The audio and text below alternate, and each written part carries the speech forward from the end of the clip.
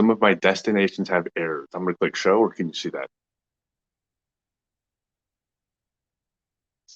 It says, it looks like the broadcast was deleted on Facebook. Try creating a new broadcast. Maybe it took too long.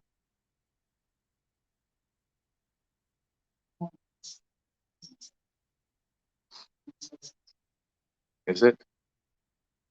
I'm going to click go live, and this is a test. Oh, when I click go live, it doesn't let me do it. So it's create a new broadcast.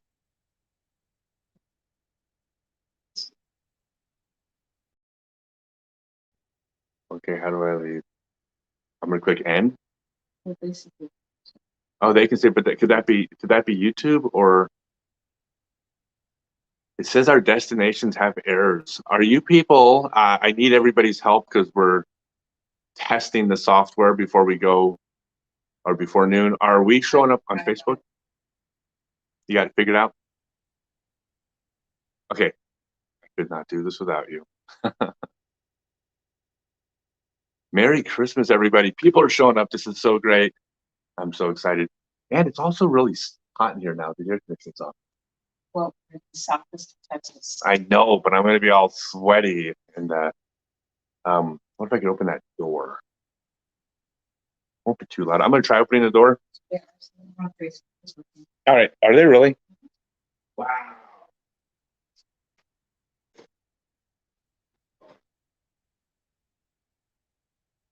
Cool it off a little bit. Like the fan too.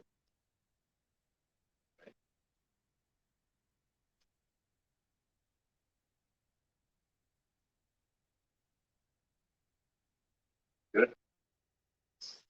All right, maybe then I won't be so. Hello again. I came back. Please share. Start sharing this to your Facebook page. Y'all are seeing this on Facebook, right? You said you can see it on Facebook? Everybody sees it on Facebook. Is it on the disc golfer page or my personal page or both? Wait, I can stick my head above the thing. Could have written this a little bit smaller. All right, we are getting close. Party with Scott. Yes. Yes, everybody show up. Tell everybody, post. I'm on early. Party starts at noon. We already got special guest number one. I don't want to give it away. Waiting, but I'm not going to bring him on until noon because I don't want anybody to miss any of it. And so he's just hanging out there early, which is very appreciated. Hello, Billy. It is on Facebook. That's amazing. All right. Disc golfer is where it showed up. Okay, so he got the disc golfer page, and then some of you are also seeing it on my personal page, right? Traveling through Arkansas on the way back home to San Antonio, Texas. We are close. Wow, I'm going to have a heck of a time trying to keep up with this, with all the text. I'm not even going to try. Well, I will try a little bit. Here, I'm going to put on my old man glasses. Hey, I thought everybody was typing blurry on like as a joke, but apparently everybody is typing normal. Oh, it says we have 2 guests in the guest room too. Oh, it's you. Okay, I won't let you in though, because you don't want to be on camera. Not even as a joke. Okay, am I going to be the ones letting people in? You're going to handle everything. So I literally just stand here. I've got my Jane the producer. You have Jane the producer hat.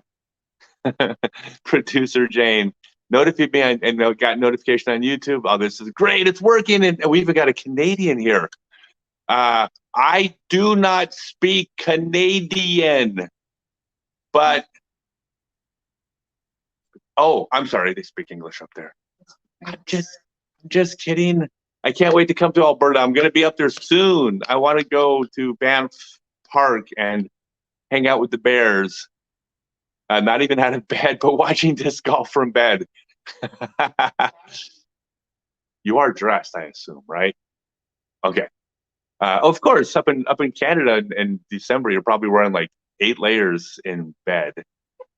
This is really great. Merry Christmas, everybody. The show's starting at noon, right? So this is just putting the word out so it gets on the feed. Please share to your pages.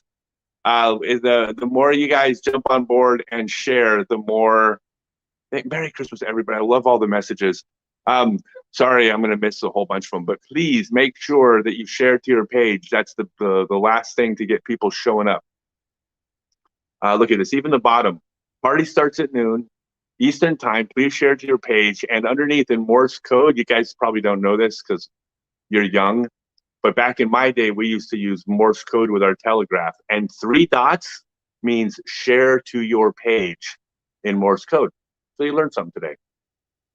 Oh, there's Bay Singer. Parlez-vous français? Sweden. I got Sweden here. Oh, this is great. I love Sweden. By the way, guess what? I found out I took a DNA test. Turns out that I'm half Swedish and half British. So I'm tall, but I don't know how to make cheese. By the way, there's plenty worse jokes than that coming. Just be fair warned. Sweet.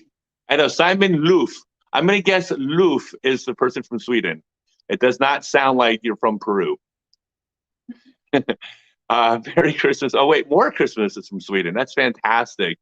By the way, I reached out to a couple European players. The European champion I reached out to, and another. Oh my God, I'm drawing a blank. I reached out to Kristen as well, but everyone's so busy that I wasn't able to get through to everybody. So I tried to have some European guests. My plan next year, I'm going out on the Pro Tour, right? The DGPT, playing all the events. The year after, I'm going to go to Europe, and I'm going to spend an entire year on the European tour. Share it to your page, everybody. The party starts in 7 minutes. If you share it to your page, that's how we're gonna like make this thing grow organically. Because I've been posting, but I only have so much reach. But everybody here has their own bubble. What's up, Garen from Word Buddy? You kids with your slang. And Crunch, of course. Love you, dude. I will occasionally notice people, but hey, share to your page. Post. I think you can actually maybe share the Facebook page and it'll stream on your page. If that was the case, if everybody did that. Holy mackerel. What's up, Jeff? PDGA number -83. What's your PDGA number, Jeff? For those of you who are interested, Jeff's PDGA number is, it's not high. It's, I believe, 2 digits. Maybe it's 3. But it's 688, 3 digits. So we got PDGA number 688. We do have PDGA number 3, number 003 showing up, which meant if he hadn't been taking a leak when Ed started taking signups, he possibly could have been PDGA number 2. I don't know if that's what happened, but that's kind of my theory. Share to your page. We're starting in 6 minutes. We got the first champion disc golfer waiting in the green room. Oh, okay. We're gonna go, and you know what? We're gonna go and bring him in now, but we won't talk about any cool stuff yet in case people do show up right at noon. But we're gonna go ahead and bring in. Okay, let's see. Is your mic on? Can you hear me? Nope, I can't hear you. Damn it. We're so close. Come on. I'm glad we came in. Still no? Nope. Let's see. There should be. The mic's not working. This is great. I'm glad you came in early so we could get it figured out. You have exactly 4 minutes, or else you've ruined the entire party for everyone. I'm just kidding. Can you hear me now? Nope, still can't hear you. Damn. Do you do sign language? No. How quickly can you write on a whiteboard? No. Oh, maybe I have you muted. Maybe. Oh, is it my setting perhaps? Possibly. No. Okay, now talk. Can you hear me? Nope. We're checking my settings. Let's see. Where are the settings? I'm looking. Isn't that amazing? Sounds and notification. Vibrate when ringing. Notification sound. System sound. No, it's. Everyone is saying it's you, Scott. Media. Nope. Look at the That's comments. not moving. This is why we test. And in 3 minutes, oops, hold on. Come on, Scott. All right. And I assume that you're not muted on your end, Brad. I know you've done this before. In fact, we even did this on StreamYard and it worked before. We're trying to figure this out. Yeah. Oh, I'm not worried. Or StreamYard. Let me try to call you, Scott. All right. Can you hear me? Nope, still can't hear you. Never heard that when I was in college. Let's see. Did it perhaps get that button pushed down? Is it giving you volume? No, it's not. No, let's see. Well, it is, but it's that's muted. Still can't hear you. Let's see. Are you calling right now? Yes. Are you calling us? Yes. Okay. Go ahead and we will pick up the phone. Wow, how fancy is this? We're gonna have a telephone call live on StreamYard. Hello, Brad. Everyone can hear us except you. If you look at the comments, everyone can hear me. Everyone can hear you. So it's Really? Yes. Separately. It's something on my end. Okay. Well, you turned the volume down on yours. Would that maybe be what happened? No. It's not. So everybody can hear you.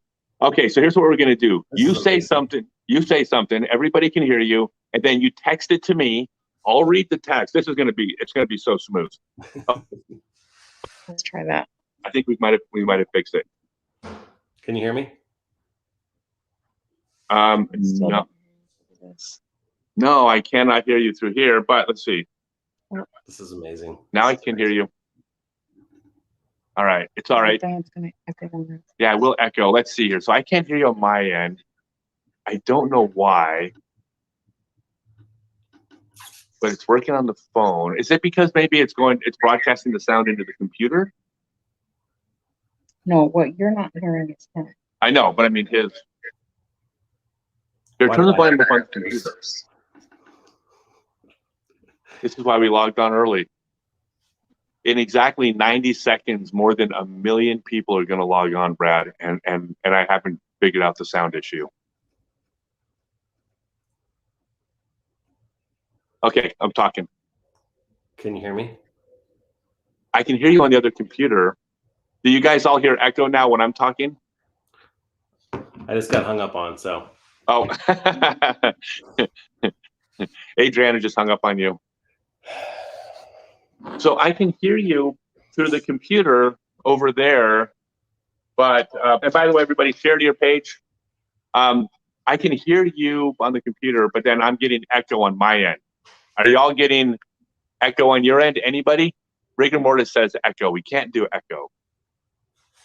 Why would I not be able to hear on my end? Let's see. Man, I've done this software so many times, and it works so smoothly until you're live with 1 million people around the world watching. Here. Let me get. Okay. Try on the settings. We're gonna try another setting. You got it, buddy. See, Adriana, this is why I told you to get dressed before. That's true. All right, hold on. We're working on it. Sounds and notifications.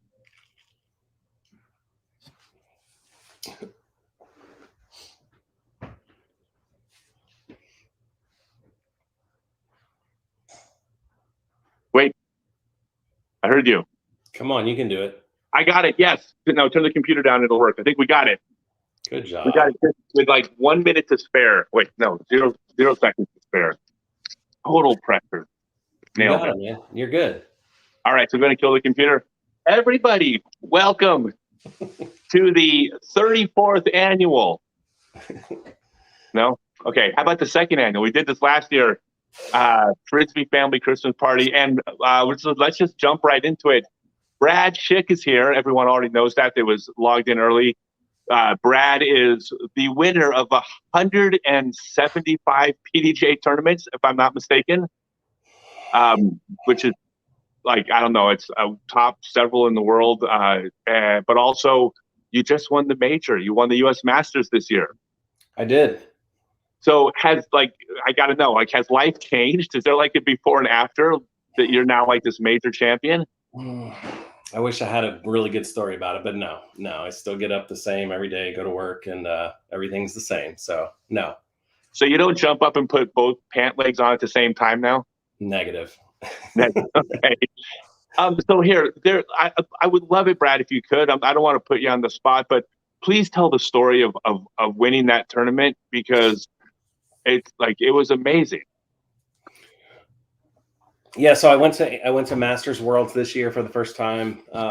I'd been eligible for about 4 years to go. Well, 4 years to go. Hadn't never been to the Masters events, the majors. Got fifth in that. Was pretty excited. Didn't play at the greatest the first couple days. Pulled it back together. So then I decided to go to U.S. Masters. Kind of a fluke to go to both in the same year. And yeah, I mean, it was tight going down to the very end. I mean, going on the last round, it was within a couple of strokes between 3 or 4 people. And it came down to the last hole against me and Dave Feldberg, Jeff Bennett. And I just hit a lucky putt that I'm not sure how it went in. It was lucky. It was a bad putt, but it went in. So, Dude, you have no idea. So I don't want to spoil this, but I'm going to tease this a little bit.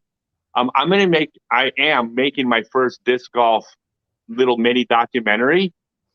Something I've been excited to do, like to take stories and make stories about them. And the very first one I'm going to do is I'm going to make it about that putt. Yeah. I mean, it was how it went in. That's the question that everybody needs to understand. No, that is not the question. Here's what happened. This is the story to tell. Is that here's a player with 175 wins, but has been accused of not winning the big ones, right? He wins all the B and C tiers. He won A tiers as well. But that's kind of been the rub on you. And which is obviously unfair. It's stupid, but that's the way the sports work, right? Like Dan Marino, didn't win the Super Bowl. And so you're sitting there, in my opinion, like on the cusp of the Hall of Fame when you stepped up to that putt. And my belief is that when that putt went in, you inked your name into the Hall of Fame, Brad, at that moment.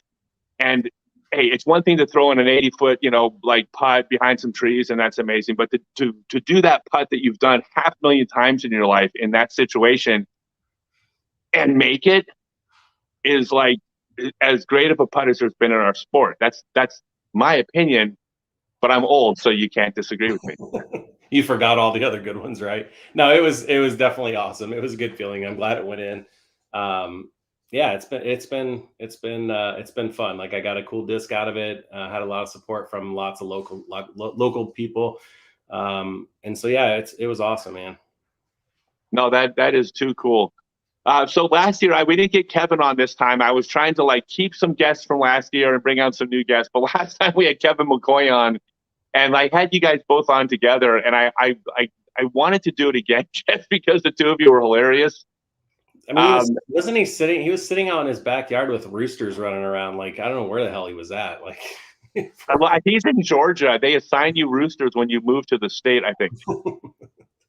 So he was, but he was delving into some stories, and I'm like, it's Christmas. Yeah, Having their kids watching. Yeah. You have to have a separate after hours for that one. Hey, what's up, Anders? Hey, by the way, did the sound get bad for anybody else, or is it just on my end? It got a little staticky. Sounds good on my end.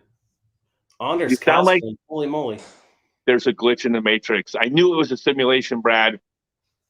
Oh yeah, see, there you go. Mitch Mack is the storyteller. The stories were about Mitch, which aren't going to be PG right off the bat. It's just on my end, perfect, and I'm not going to worry about it. Crystal clear again, awesome. That's all that matters. Everybody else can hear. So what is the plan? Are things different next year? Are you getting invited to tournaments that you weren't going to go to, or life goes on? No, I'm a little bit bummed out. All the A tiers are going to 3-day event, all 3-day tournaments now. So it's a little tough to kind of schedule out what I'm doing because I still work and I can't take every Friday off. It's going to be tough to swing that at work. So I might have to pick and choose. I hope to go to Worlds again and also to US Masters. They're both pretty close in Quad Cities or Peoria area. So hope to do those and then, hit the A tiers. I don't know how many pro tours I'll be able to do this year. I'll probably try to do Auto if I can get in, since it's close by and I play, consistently well there. D-Glow, I think I'm done. I think I've hung it up because I need your arm to go there to be able to throw more than 300 feet. So Can be competitive. Okay, so first off, I can solve the thing with your boss. As soon as you log off, just text me your boss's phone number. Get a I'll permission call slip. them Yeah. and take care of everything. I got you. All right. I mean, the story from like when I decided to tour for the first time was it started when I was arguing with the boss when I was 20 years old, trying to get a Friday off for a tournament. And he's telling me why he can't give me the day off. And all I could think is I care way more about disc golf than I care about Kinkos. So I'll just explain to your boss that you care far more about disc golf than your job, and you'll get probably all your Fridays off. What do you think? Yeah, I don't think that's gonna work. I don't think my wife's gonna like that pay difference. So Okay, so here's what you do. As soon as you log off, give me your wife's name. yeah, I'll smooth things over. you'll talk to her as well. Do them both. Yeah, in fact, I'll put them on a group chat. I'll just go look. There's a pecking order here, people. And by the way, Brad didn't say that. That was me. Brad doesn't think that way. So you're going to be traveling more. Like, have you thought about at any point like this in the last 20 some odd years that you've been a pro of kicking the job to the side and actually taking off to tour for a few years? That's something that's ever been in your thought process? No, I don't think I would have fun with it. I think I would lose that aspect of it. It's still not like a career to me, like quote unquote a career. It's more of a hobby still, and something I can make some money, still be competitive. But I don't think, especially with how good the kids are today, like, I mean, there's like 14-year-old kids that are smacking, people. And so I'm realistic about it and understand that where my position is, I can go and be competitive on the weekends sometimes if I play well. And I just think doing it every day, all day would be tough to enjoy. I don't know. I've seen it just wreck people mentally. You know what I mean? Like, I've seen people that live in the van that are not happy people. And I think it just wears them down. I mean, it's a stressful thing. So I don't know. We'll see how happy you are next year, about August or, somewhere around there. I will be. I'm always happy, dude. I know you are. You're one of the few people. So By the way, speaking about the kids that smash, I had the experience earlier this year in South Carolina of watching the kid on my card who beat me. He bogeyed hole 3 and then birdied the next 15 holes in the final round. Beat me, of course, and then waited for his mom to pick him up to go home. Yeah, it's a good feeling. No, it's not. And well, the thing was too, and like I wanted to hate him. Like every part of me like wanted to just hate this kid for being so good. But he was like so nice and so he got his bogey. It's like, well, bogeys happen, and just moves to the next hole. And I'm like, please do something wrong so I could not like you. But he was like so professional that like all these kids are so cool. Have you seen that? Oh yeah, there's a young kid in Indiana that I've been connected with. His dad, and he's I think he just turned 10. And I put a small video on my YouTube channel. He's absolutely amazing. Like, most perfect form I've ever seen. Just great kid, great family. It's pretty exciting. So yeah, and he's one of 100. Like, that's the thing that's so crazy about it. So he is, and they're good kids. Well, the thing is, and I hope you appreciate this, that like you're one of the reasons why these kids are cool, because our sport has, like, we've set a standard of what professionalism is. And so the kids emulate the pros, and the pros act like professionals. Yeah. And of course we have personalities within the sport, but it's sports. You're supposed to have personalities. But for the, like, people act a certain way and carry themselves. People like you. Like, I doubt you've ever had an unprofessional moment on a golf course. So I always do, but you just don't know about them. No, I mean, you get mad, but you gotta keep it under control. So that's my goal. All right, so we got 4 minutes. Please tell your best Kevin Stewart story. Oh God, it's not really possible. I mean, it's not PG-13 even. So okay, yeah, that's probably. No, Kevin's crazy. I mean, he'll just I don't hear from him for 6 months, and then he'll leave me 2 voicemails and just ramble and say crazy things. Like, I'd have to play him for you another time, but I would say that oh yeah, some of them, because they're just hysterical, but. I would say that 97% of the people that are in this room, all maybe 70 of them or whatever there are, have no clue who he is. But He's an old timer, PDGA 2003. What's your PDGA, Scott? 3140.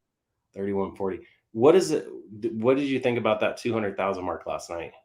Oh, I didn't hear. They hit 200,000. So there was, you know, like, I think it was like 15 away at like, and like I saw it on, somebody posted it on Facebook, and my wife's good friend has a young son that plays. And so I was like, let's get him a little junior membership. So I tried to sign him up real quick. And in 15 minutes, by the time I got him signed up, they were already at 200,067. So Gotcha. they had like 70 or 80. And then this morning I looked just to see what it was, and there's already another 200 and some people. So it's like 200,000 and 280. Like, it's crazy. I'll tell you what I think. I think it's everything that we dreamed would happen decades ago. I mean, we started dreaming back in the 70s because I'm elderly, but you were playing late 80s, early 90s. Yeah, 90, early 90s. Yeah. Early 90s. And so, yeah, it's what we dreamed of, right? Like, well, they said on the statistic on the PDGA page, I think it said 41 years to hit 100,000 and 4 years to hit another 100,000. So it took 41 years to get to the 100,000 mark, and then only 4 more years to hit 200,000. So I wonder what 300,000 will look like next year. You realize it's not long before like someone's going to be like, dude, you got a 5-digit PDGA number? Yeah. That's going to be like epic. Big deal. Yeah. Yeah. So I like, it's a dream come true. Yeah. Anything you want to say? We'll go ahead and get you out of here. No, man, I we're appreciate 10 minute intervals, not 15. I'm sorry. I was thinking we were 15-minute intervals, not 10. So we'll go ahead and get you. We'll get you back to your family. Okay, cool. It's good to see you guys. Who's next? Who can I stay and watch? Valerie Williams from Wicked Aces Disc Golf. Awesome. All right. You well, know, hey, you guys have a good Christmas, and thanks for the invite. Yeah, thanks, man. Best to you. Can't wait to All compete right. against you in the near future, man. All Love right. you, dude. See ya. All right. Next person in is, I kind of spoiled it. Everybody pretend you didn't hear what I just said and then be surprised. Oh, and did I mention? Share to your page. If you share this to your page, more people are going to log on. All right. We got a name. Val. Hey, Hey, are you out at the course? I am. So this, just by the got way, here. this is Valerie Williams from Wicked Aces Disc Golf. I am trying to have a variety of people. So I have world champions and world record holders. I got new champions, but I also got people from the old days of the sport. But I also got people from the Pro Tour, and I've got disc golf entrepreneurs. And you were the entrepreneur I wanted to have on because you started a company called Wicked Aces Disc Golf, and it's doing well. Yes. Thanks to all the people out there. I appreciate all the love and support. I started the company about, now almost 3 years ago, and it's just gone, even from the last conversation that we had whenever you came to Savannah, it's just, skyrocketed. And now, I'm traveling a whole lot more. I've got some really dope team members for 2022. We got some great partnerships coming up that I'm going to announce on the Wicked Aces Facebook page and the Instagram page. We're doing like a website relaunch. There's just so much going on. We're going to have new guests on the podcast. Some of the team members going to be doing podcast stuff next year. So I'm really excited. Yeah. Beautiful. Well, and the biggest reason I have you on is because, and I don't want to embarrass you, but every single person in the South that knows you will agree with this statement, is you have the most positive, loving spirit to you that exists in disc golf. Like, nobody doesn't love the energy that you put out. And I know you're probably going to roll your eyes, but it is the truth. But I hate to do this. I got to ask, like, it's not the happiest memory in the world, but you have the most amazing disc golf story. I'm going to set you up, though.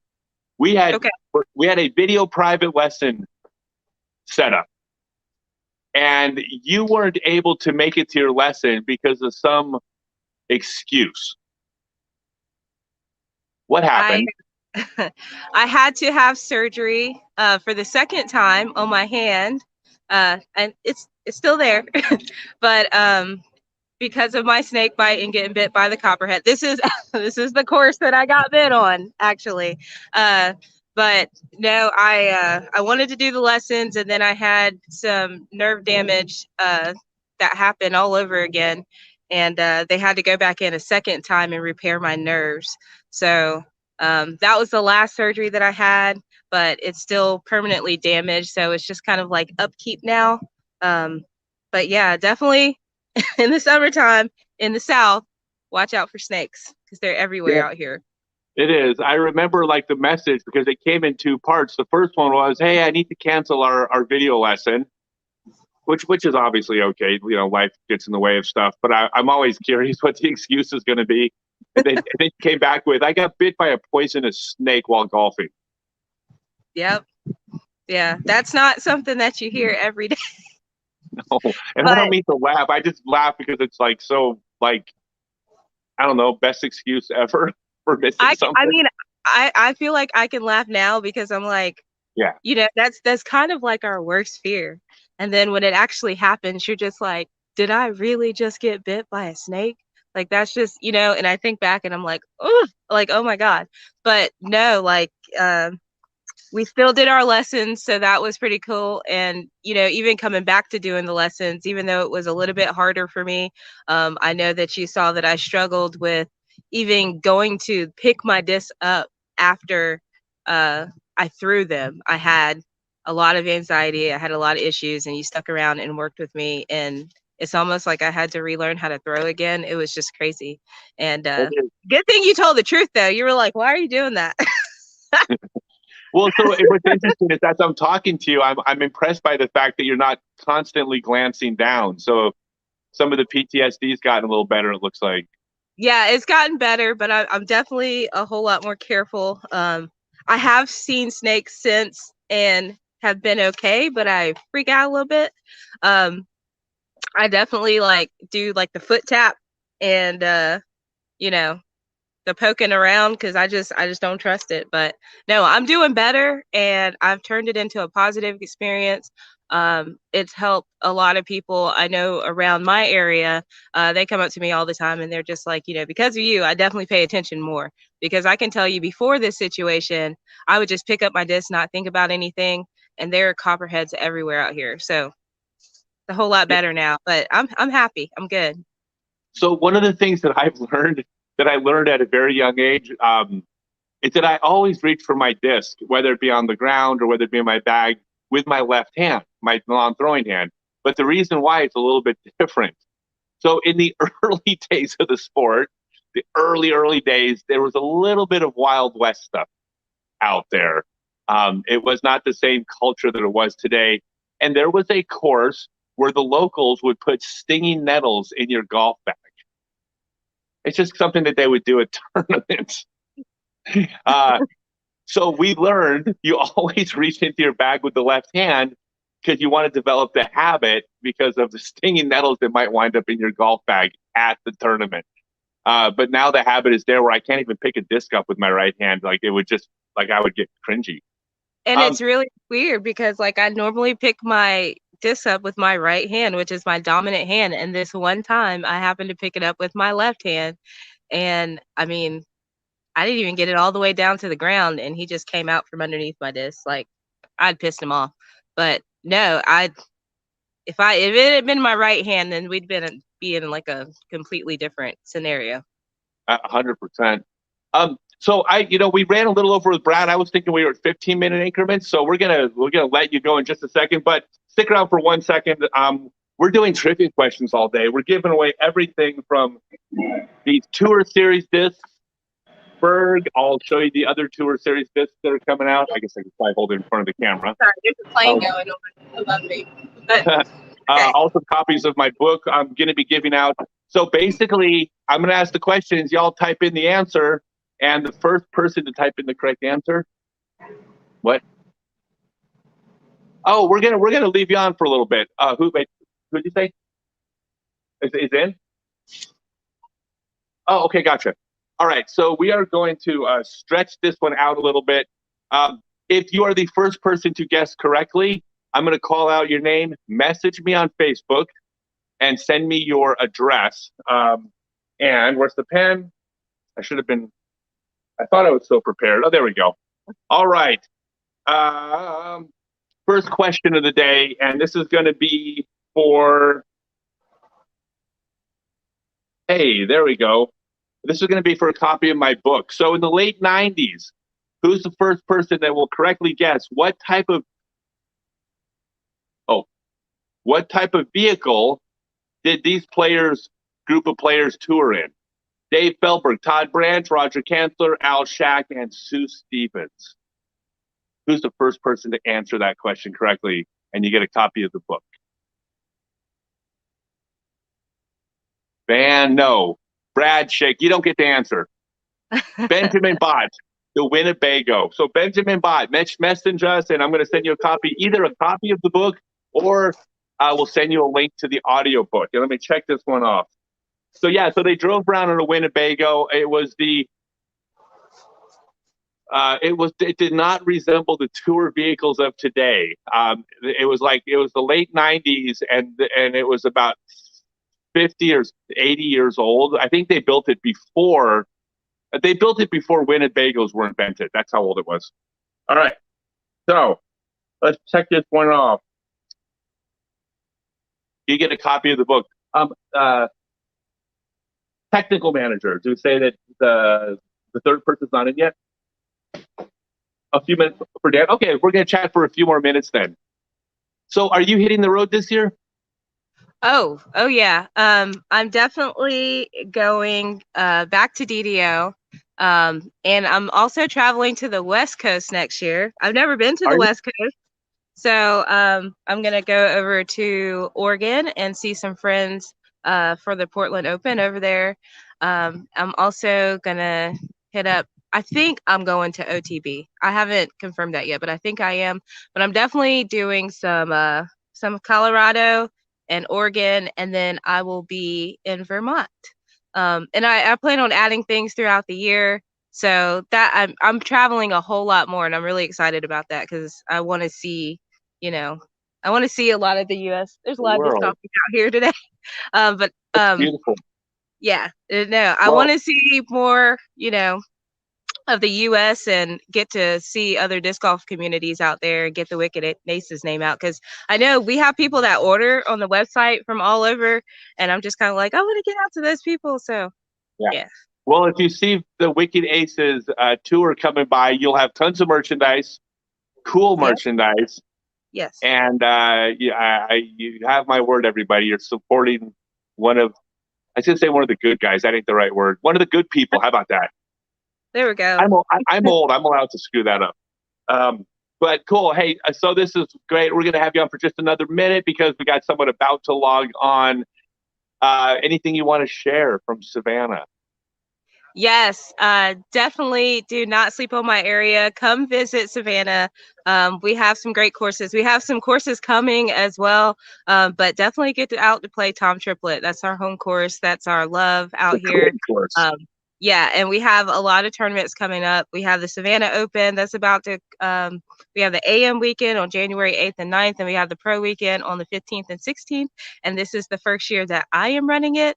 So my nerves are high because that's just in a few weeks, but it's going to have post-tournament coverage on YouTube from Ace Run Productions. So you'll get to see. Beautiful. And, oh, yeah, it's going to be great. So that's a thing of beauty. And I'm looking at the screen. Are we still not in yet? I see 3 people in the green room. Nope. All right. I know you'll let me know. Triplets absolutely fantastic. Savannah's a really cool town. You get to go. You can stand in the very spot where Forrest Gump sat on the bench. Yes, the bench is there. Yeah. No, the bench. The last time the bench was gone when I was there. Oh, really? Yeah, there was no bench. Yeah, that might have been something in the last few years, because I remember the bench is still in the square, but they might have moved it because they do that sometimes whenever things, I don't know, we get monuments and statues that get vandalized quite a bit, so they have to move it and then they end up moving it back. Nobody would vandalize the Forrest Gump bench. They shouldn't. I mean, that's just rude. So, but we have ghost tours out here. River Street's pretty cool. to get to go downtown Savannah and see some of the old houses. Awesome. There's a lot to do here. So It's amazing. I'm I love it. All right. Well, I love you, Val. We will see you on the road next year, and we'll let you get back to back to disc golfing, right? Yeah. All right. Very Thank cool. you for having me on. Bye, everybody. Thank you. Bye, everybody. All right. We have another guest we're about to bring in, but remember, please share this. Wait, party starts at noon. I get rid of that part. Share to your page. If you share this live stream to your page, we'll get even more people showing up. We are broadcast on a ton of different pages. So we have the number here of how many people are in this room, but we're on a bunch of different channels all over the place. So we actually have quite a bit more. In fact, wait, let me check my stats. We have 1.3 million people watching live right now. It's amazing. Disc golf is blown up. All right. So the next guest, I know who it is, but I'm not going to announce it until I bring him on. This is cool. Oh, I have two. Do I want to bring them both in? Yeah, we're going to bring them both in. No way. Boom. Amazing. So, okay, so one of them was a very special guest that we didn't know we were going to get that came last time. Obviously, that's Philo, one of the best commentators. In fact, someone who made the commentary for The Shot, right? Like, amazing. Yeah, absolutely. And then to your left is PDJ 003, Dan Roddick, my hero in disc golf and a friend of mine for more than 40 years now. Love you guys. So what's up? Well, let's start with we'll jump to Philo real quick. Philo, you look freezing. Where are you up in New Hampshire right now? Where are you? Oh yeah, I'm in Canada, buddy. Yeah, that's what it looks like. No, where are you? I'm in Barbados, brother. You're in Barbados. Yep. That's the place to celebrate Christmas. They got white sand. Is it a white Christmas if they have white sand? No, not quite. They're still pretty golden here. That's right. And Dan, I'm guessing you're in your living room with the family. Yeah. We I just stepped away from the groaning board, and I feel so lucky to be with Philo. Geez, that's the cool hookup. Geez. Oh, man. It is. I'm wondering, like, you guys first played Oak Grove probably 30 years apart, right? I mean, like, it's. Well, I mean, we overlapped for a lot of it. I mean, I guess when Oak Grove first went in, were you born, Philo? 2 years early. God, but he came on fast. Yeah. It was like a number of, I mean, I still call him little Stevie Rico. I mean, a number of kids, well, like yourself, Scott. I mean, where you were wandering around there, we thought they had closed the bowling alley or something, and somehow you arrived. I mean, that was one of the most interesting things, to see kids grow up there and then just become these stellar pillars of the game. I mean, that's been so gratifying. Well, I mean, leadership starts at the top, Dan. Well, people like you and Mark Horn, and the list goes on. From Zimmerman to the Rick Schaefers to the Russ Hamiltons and Joe Orsinos. I mean, like, good people started this game. Well, when you think back on that record that the Horns had of how long the Wintertime Open ran, I mean, we grew up together there. Yeah. I mean, the thing is that when the Grove went in, it was one of the problems with the county was that hardly anybody went there, and it was kind of a backwater park, and that's why, I mean, there was no environmental impact. It's just Ed went to the county and said, "Hey, can we put in this thing you never heard of?" And they said, "Sure." It wasn't like today where you have all these checks and citizen committees and everything. There was nothing. It's just the polls showed up for that first World Championship. So, I mean, really, I feel so blessed to be so close to the roots of the game there. Absolutely. What about do you recall your first time going to Oak Grove? By the way, for those of you who are new, Oak Grove is the world's first permanent disc golf course. It went in 76. Well, like it didn't go in a day, but 75, 76. You mean Philo's first time? Yeah. So what about Philo? Do you remember your first time out there, Philo? Oh, absolutely, man. It was the fall of '99. It's like right before, the calendar was flipping over. And I've told this story a bunch, but my best friend took me out there to try it for my first time. And it was really the community that got me hooked. All the guys that were out there playing random dubs at the time, like my OG crew, the guys that I grew up playing with and started playing with, I should say. Yeah, that was really what got me hooked, was just the camaraderie of all the guys hanging out. And obviously it's a skill sport that caught my attention. I had no idea what I was doing, but it was a lot of fun. And all the guys there were just super cool to be with. And that's really what kept me coming back, man. Yeah. And I grew up, obviously, like I wrote about in my book, I grew up at Oak Grove Park. Yep. And one of the most touching things that's ever happened to me is that a committee has been formed to restore Oak Grove Park and create a site of reverence that it deserves in our sport. Absolutely. And it's a who's who of some of the movers and shakers in the sport. And they asked me to be on the committee. Nice. And I'm not going to lie, I cried when I heard that, because it told me that I'm recognized as a part of this thing that means so much to me, but to be recognized back was just so heartwarming. No doubt, dude. Awesome, dude. Congrats. Well, yeah, man. One of the things I think we can share. Well, just the three of us. We'll talk about. Don't tell anybody else. Okay. That one of the ideas that we had is to have a course host, because when you get there, you don't know what you're doing initially, and you don't know what you're looking at. And we have located this gopher outfit that the host will wear. Yeah. And I mean, it is so cute, but people will come, and then they'll be, like in Wally World, the moose, will it be like that? Howdy folks, in the outfit, and club members will take turns being that host. I think it's going to add a lot to have the gopher direct you when you get there. It's going to be like Grauman's Chinese theater. Like people will come from all over to take a picture with the gopher. Oh, I'm sure. I mean, I've seen you in the biggest ball of string. I mean, this is going to make the biggest ball of string look like nothing. This is amazing. So yeah, but and we're going to be announcing stuff. If people want to support the restoration of this piece of history, everybody's going to be able to, participate in this thing, especially locally, but just worldwide. I mean, this is the most important place in our sport in many ways. Yeah. Well, St. Andrews. I mean, there you go. That's St. Andrews. What's that? Yeah, I know. Your golf history. I know. Hey, so by the way, you know what? I have I'm doing trivia questions, and I actually have my second trivia question just happens to be about Philo. Oh boy.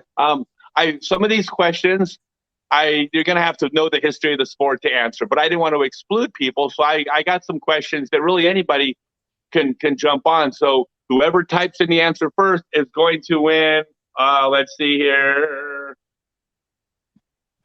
Oh, you're going to win a Tour Series park. One of my Tour Series discs from Dynamic that don't exist. But hypothetically, if they were to be announced, they're coming out in January. But they don't actually exist, hypothetically. But so first, this is going to be a quick one, everybody. How many albatrosses does Philo have? We all know about one. Who's the first? Drum roll, please. Come on, somebody. Brandon Fraley, one. Incorrect. One. Really? John Reed. No, the first person is up above that. What did it say? No, the answer, by the way, you guys we already got an answer, and they came in fast. I think it's Christy Lee. I believe he has two. Really? But it's Bill Coral. I'm sorry. I apologize. Bill Coral guessed two. But the interesting thing is, only one of them was on a disc golf course. Is that right, Philo?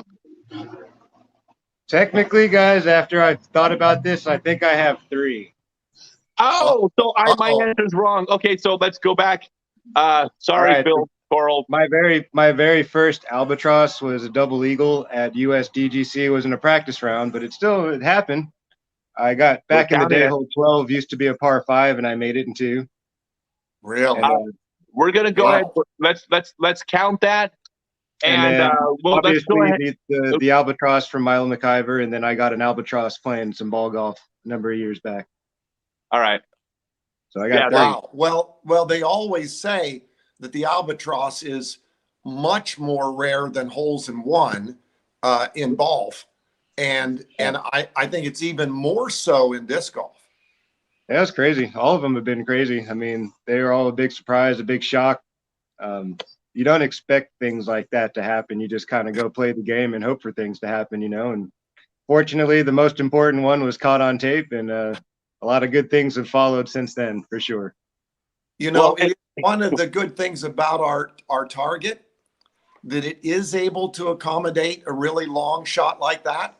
Yeah. I mean, that's really a kind of an unexpected genius component, because wasn't there a big shot this past year? I'm trying to think that was really long and surprising. I can't There's play a lot of right, good shots this year, man. There every year the level just keeps rising and rising. really. I mean, and that final round of the year, some of those putts that were going in. I mean, God, it used to be that the only real excitement was off the tee, and people laid up those shots. I was just talking about it in a round at the Grove yesterday. People laid them up, and it was kind of discouraging. Not now. Not now. And they're running it. Is Nate? Yeah, technology has changed, Dork. Does he have that patented running in it? I don't know. Anyway. Hey, so by the way, the follow-up trivia question that there's no prizes for, but it's the same answer, which is how many more albatrosses does Philo have than me? Also 3. How about them apples, man? You got to go play some longer courses, Scott. There weren't par 5s back when I was throwing. I know, man. I'm just teasing you, buddy. I would have had to get 0. Yeah, I got lucky, man. I squeaked in right at the right time. No, it's perfect. Well, the thing about this, Philo, is it's not just a great shot. It's that you participated in moving our sport forward that day. You did something that got exposure for millions of people, and probably 4,700 of those played disc golf for the first time the next day. Probably. Damn. What's that? Average of 2.3 kids. We're talking about, it's the trickle down effect from that shot is into the tens of thousands of new players. Hopefully.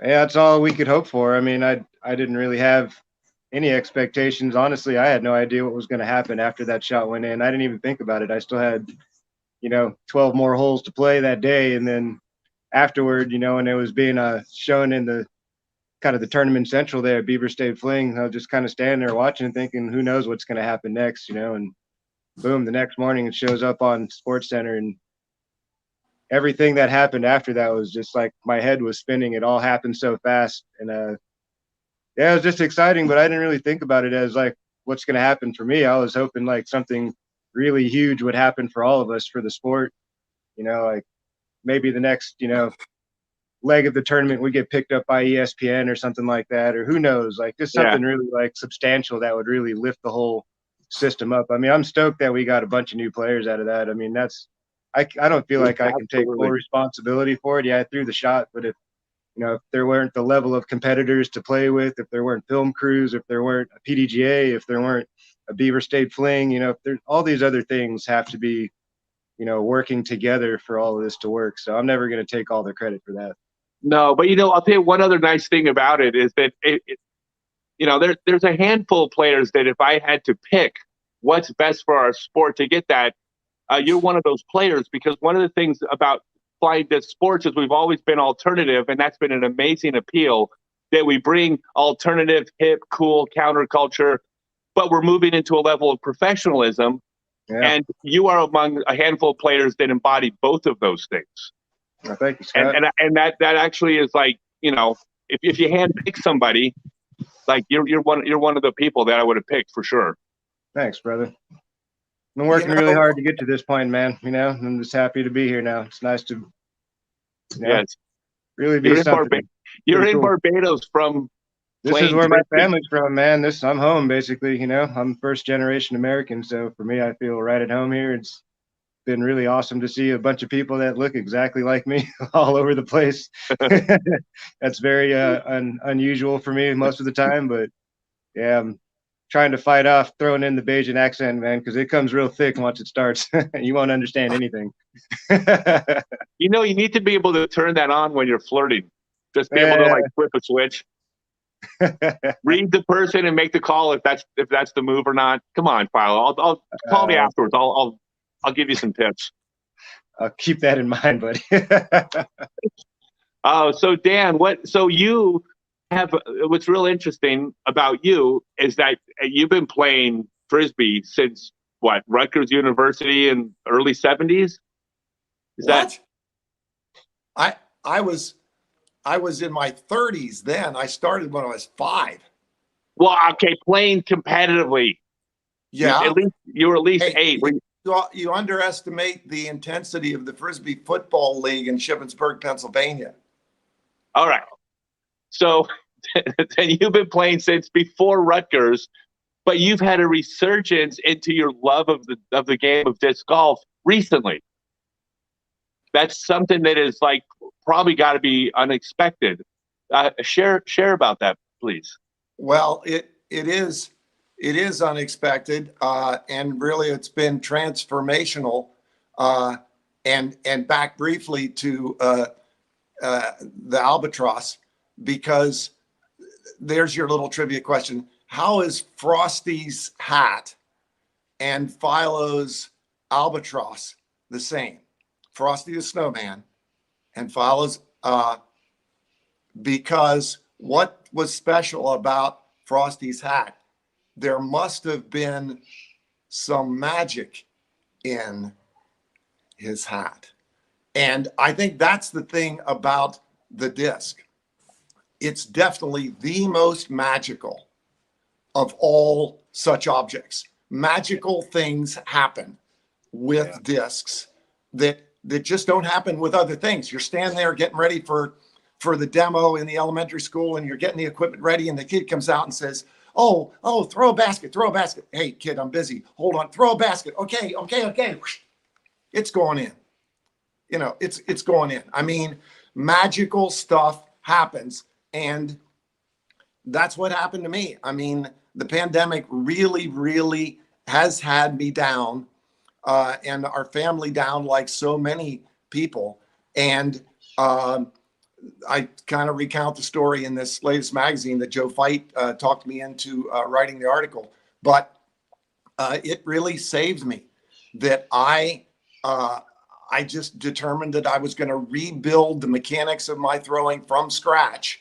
And that became so obsessively entertaining that it has transformed me. We just played yesterday at the Grove, and I can't tell you how eager I am for every throw, particularly every drive. And now I understand how you guys probably have always felt that something magical is going to happen. For me, I said I was throwing a cargo plane, and you guys were throwing fighter jets. And now I have some little insight as to the magic of the very last instant of that release. And I mean, it's like, apparently, like they tell me meth is really good, and that's why you shouldn't try it. Well, I'm hooked on this after, is it 65 years of playing? I'm finally learning how to throw. I mean, unbelievable. You know, I'll tell you a funny story about the magic. Sometimes you try to set up a joke that has to have a bunch of working parts all fall into place. And when it does, you just like throw your hands up. So I was playing I was playing a tournament up in Washington this year. And a player on my card we were fairly tight, but he started to struggle. He threw some bogeys and kind of fell out of it, contention, was really down on himself. And now he's afraid he's not going to be able to finish second even because he had dropped to like third place. So I grabbed a sticker off my bag and I walked up to him and I put the sticker on his shirt. And I said, "This is going to fix everything." It was a smiley face sticker, right? And next thing you know, he like birdies the next few holes. He comes back to finish second place, and I was like, "Oh, this is great." So I walked up to him, blinked him on the nose, took the sticker away, and said, "The magic was in you all along." Oh, nice. Yes, I did.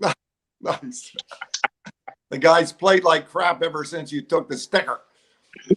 Well, yeah, I need the sticker for I needed the magic sticker for the next tournament, Dan. I'm not altruistic. I just wanted to help him stop bogeying. This is great. So I think we had one person who's logging next. Oh, okay, so yeah, we're not.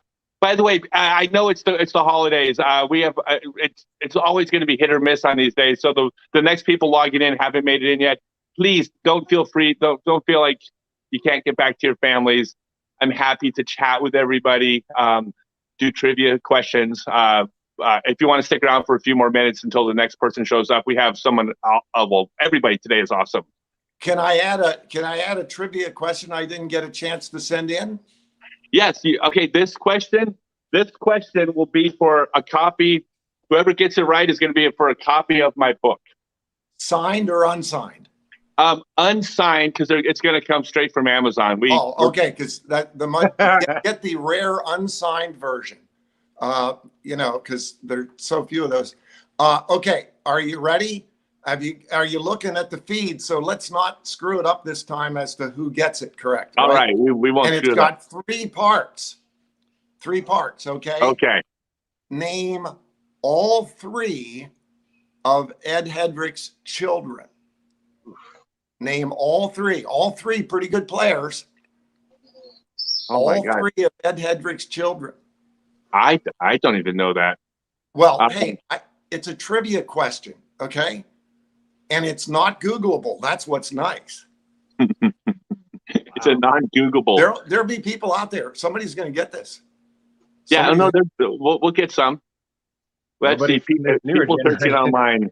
We may have. Well, one's easy because he's PDGA number. Anybody know? Number -1. One of his sons is -1 because Ed forgot to give him a number.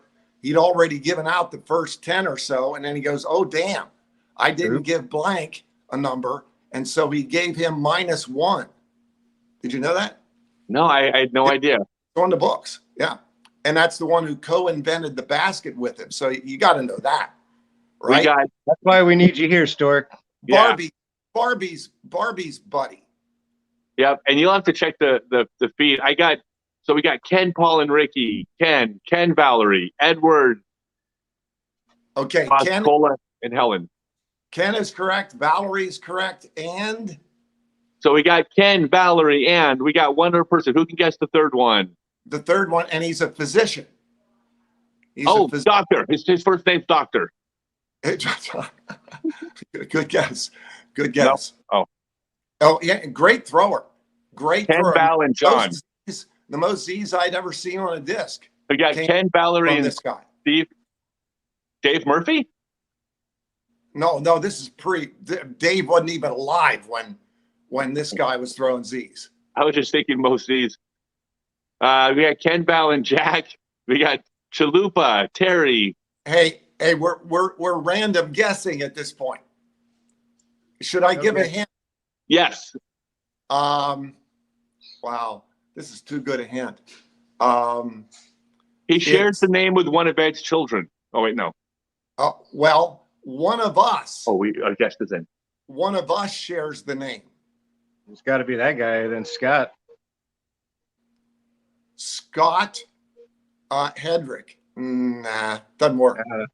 Doesn't work. Five, we got someone said Daniel. Is that right? It is Danny Hedrick. C3K, I think, is the first one on here. Please send us either your physical address. We'll mail you a copy of the book, or if you want a copy of the audiobook, we'll send that to you. All right, guys, I'm going to let you go. Thank you for hanging out that little bit extra. We have someone in the green room ready to jump in. Love you both. Look up to both of you so much. And thank you for taking time out of your day. I know everybody enjoyed it. Thank you, Philo, for taking time out of your vacation. It's all That's good, man. It's been a little That's slice next of level. heaven. It's been a little slice of heaven, Scott. Thanks I'll for give you a setting little it up. slice of the beach down Yeah, there. thanks, man. Love you guys. Awesome. There you go. All Bye, right. Our next, look at that. Sitting by the pool. Thanks, Philo. Can't wait to see you next year on the road. Cool. That's the ocean, buddy. All right. Hey, by the way, I'm only 40 feet from the ocean, too. I'm at South Padre Island. Nice, man. Yeah, I came as far south as I could get, too. So we're on the same page. Yeah, buddy. It's beautiful here. Awesome, man. All right. Thanks a All lot. right, guys. Happy holidays. Be safe, everybody. Yeah, Very thank you, man. Appreciate it. Hey. All right. The next person about to log on. We got Stork has not logged on. There we go. Hold on a minute. Oh, there we go. Hey! Woo! This is so Merry cool. I'm Christmas. so excited. I literally came up with the Christmas party just so I could chat with all my friends on Christmas. All right. So this should be obvious, but we have Juliana Korver, multiple-time women's world champion. We have Jim Oates, also a world champion and a Hall of Famer. And you guys, thank you so much for taking time out of your day. Means the world to me and a lot of people watching. Millions actually are watching. Our pleasure. Yeah. So Merry Christmas. first off, you were just in Hawaii. Yes, we were. Wow. We spent Why would you almost not 2 go weeks to there. Why would you not go to Minnesota right now? It's not Potato, on the potato. schedule. It's not on the schedule. Were you guys just vacationing? Yeah. What island? We were on the Big Island for most of the time, and then is it Oahu where Maui is? Maui. Yeah. You can see Maui from the Big Island. I spent summers on the Big Island as a kid. Yeah, the Big and- Island's amazing. Were you on the Kona side or the Hilo side or both? Well, we stayed on the Kona side, but we went to the Hilo side a couple times. Did you drive like Saddleback over like through the volcanoes? We did all of them. Well, we didn't do the very southern route. We did Saddleback. We did the northern route. Yeah. That's amazing. So first off, congratulations on an amazing year. Well, both you guys. And I mean, Jim, you're still shredding. Are you guys going to be out on the road next year? Is that the plan? Yes. Yes, all year. Yeah. Are you starting in Vegas? Yes. What is your? Are you traveling in an RV or are you? It's still a little bit of a gray area. I'd say 70%. It's just going to be my Subaru, but there's still a couple of irons in the fire where we might get something else. But our time is running low on making that happen. Okay. Yeah. No. Every TikTok, right? Oh, yeah. So I want to start with the first world champion in the group here, Jim, Santa Cruz, Yes. 1991. Yep. Snapper Pearson. Was it? No. Was no? Was it? Wait, was Snapper number 2 there? Yes. Yep. And he won the overall that year. Did Snapper in 91? I didn't even recall that one a long time ago. But you won Yes. golf up at De La Vega, which is Yep. Yeah, it was amazing. the first time I got to play the college course too in the final 9, which is a very interesting course. Yeah, that was up before De La, wasn't it? No, we played De La for 2 rounds, and then we played at the college. Okay, I gotcha. Yeah. No, I remember. I didn't finish that tournament. I was there. I was out on the field trying to throw far. That was my job that week. Yeah, how Well, they cool- had great facilities. It was a really fun tournament. I thought Snapper was going to run away with it, but I had a really good last round, and we had a really tight final 9, and it was a lot of fun. Yeah. No, that's brilliant. And you were also a huge promoter in the, I was like, say early days, but in the early days when the PDJ was really starting to blossom, you were a Yeah, big when you time could promoter. name a tournament. Yeah. Yeah. So that's why the St. Patrick's is the amateur state championships, because, when you run the first one, you get to name it. Okay. So there you go. So it's kind of like having a kid. Okay. Yeah. No one tells you what to name the kid. And I wrote about you a fair amount in my book because I always looked up to you because you were one of the players that were promoters that was pivotal in this transition between this alternative Frisbee golf game and the evolution of the sport of disc golf. Thank And you. I appreciate that. Well, it's true though. I mean, everyone knows, like, you know, you did some big moves because change wasn't easy because there was a lot of blowback against a lot of the changes that were happening. But I feel like you knew what was best for the sport and just basically took it on the chin sometimes. But that's why we moved forward, right? Yeah, of course. You know, a growth in anything can be a little painful, but you know, you just move forward, try to make good decisions, and I think look where we are now. The young men and women are really doing well. Absolutely. And then I, of course, wrote about Juliana a lot in my book because you were a huge part of my life throughout the 90s. But the first time I ever met you, you weren't even playing the tournament. You were a spectator at the tournament. Yeah, that's right. Weren't you playing in the doubles? Didn't Jason, and I don't even know who he's playing with, play against you? And I do. I don't remember either. I think it was in the doubles. So I think we had a full round together, and I was just walking around. This was being the '93 World Championships in Huntsville, Alabama, and Yeah. I happened to have a car, so Jason, the guy who got me into the sport to begin with, very enthusiastically encouraged me to go so that he would have a ride. Well, okay, so, and Jim, you can back me up on this. In the early days of the sport, if you were an adult disc golfer with a car, like, you were a hot commodity. Like, your stock was high. Well, I didn't know that at the time, probably because I had a car, so no one was telling me that. But yes, it was easy to make friends. Oh, I mean, it was just the way it was. I mean, this is true story, at the Masters Cup World Cup in 1987 in Santa Cruz, 8 of us shared a 1-bedroom hotel room. I remember And the way a it lot worked of that. was because we could all everybody could come up with like $6. And we did. It was the whole PDL crew. The Wismans were there. Scott Moore, Frank Aguilera, like everybody was filled this. I mean, it's the stinkiest hotel room of all time. But yeah, having a car, that's high level. So Well, it was the best thing that happened to me because being at that event and not playing made me want to be able to play at that level so badly that it was the best incentive I could have ever had. That it's amazing. Like, I mean, who would have known? Well, when did you started playing? Was there a moment when you realized you were good? Like, do you remember like this epiphany of like, because you were let me back up. You were always so humble that I think everyone else realized you were good before you did. Well, but okay. Do you remember when you realized it? I knew that I had a little bit of an affinity for the sport, but my problem was I had the bar set so high that I was never satisfied. But the first tournament that I ever played, there was only an advanced women's field, so I played advanced, and I was leading after the first round.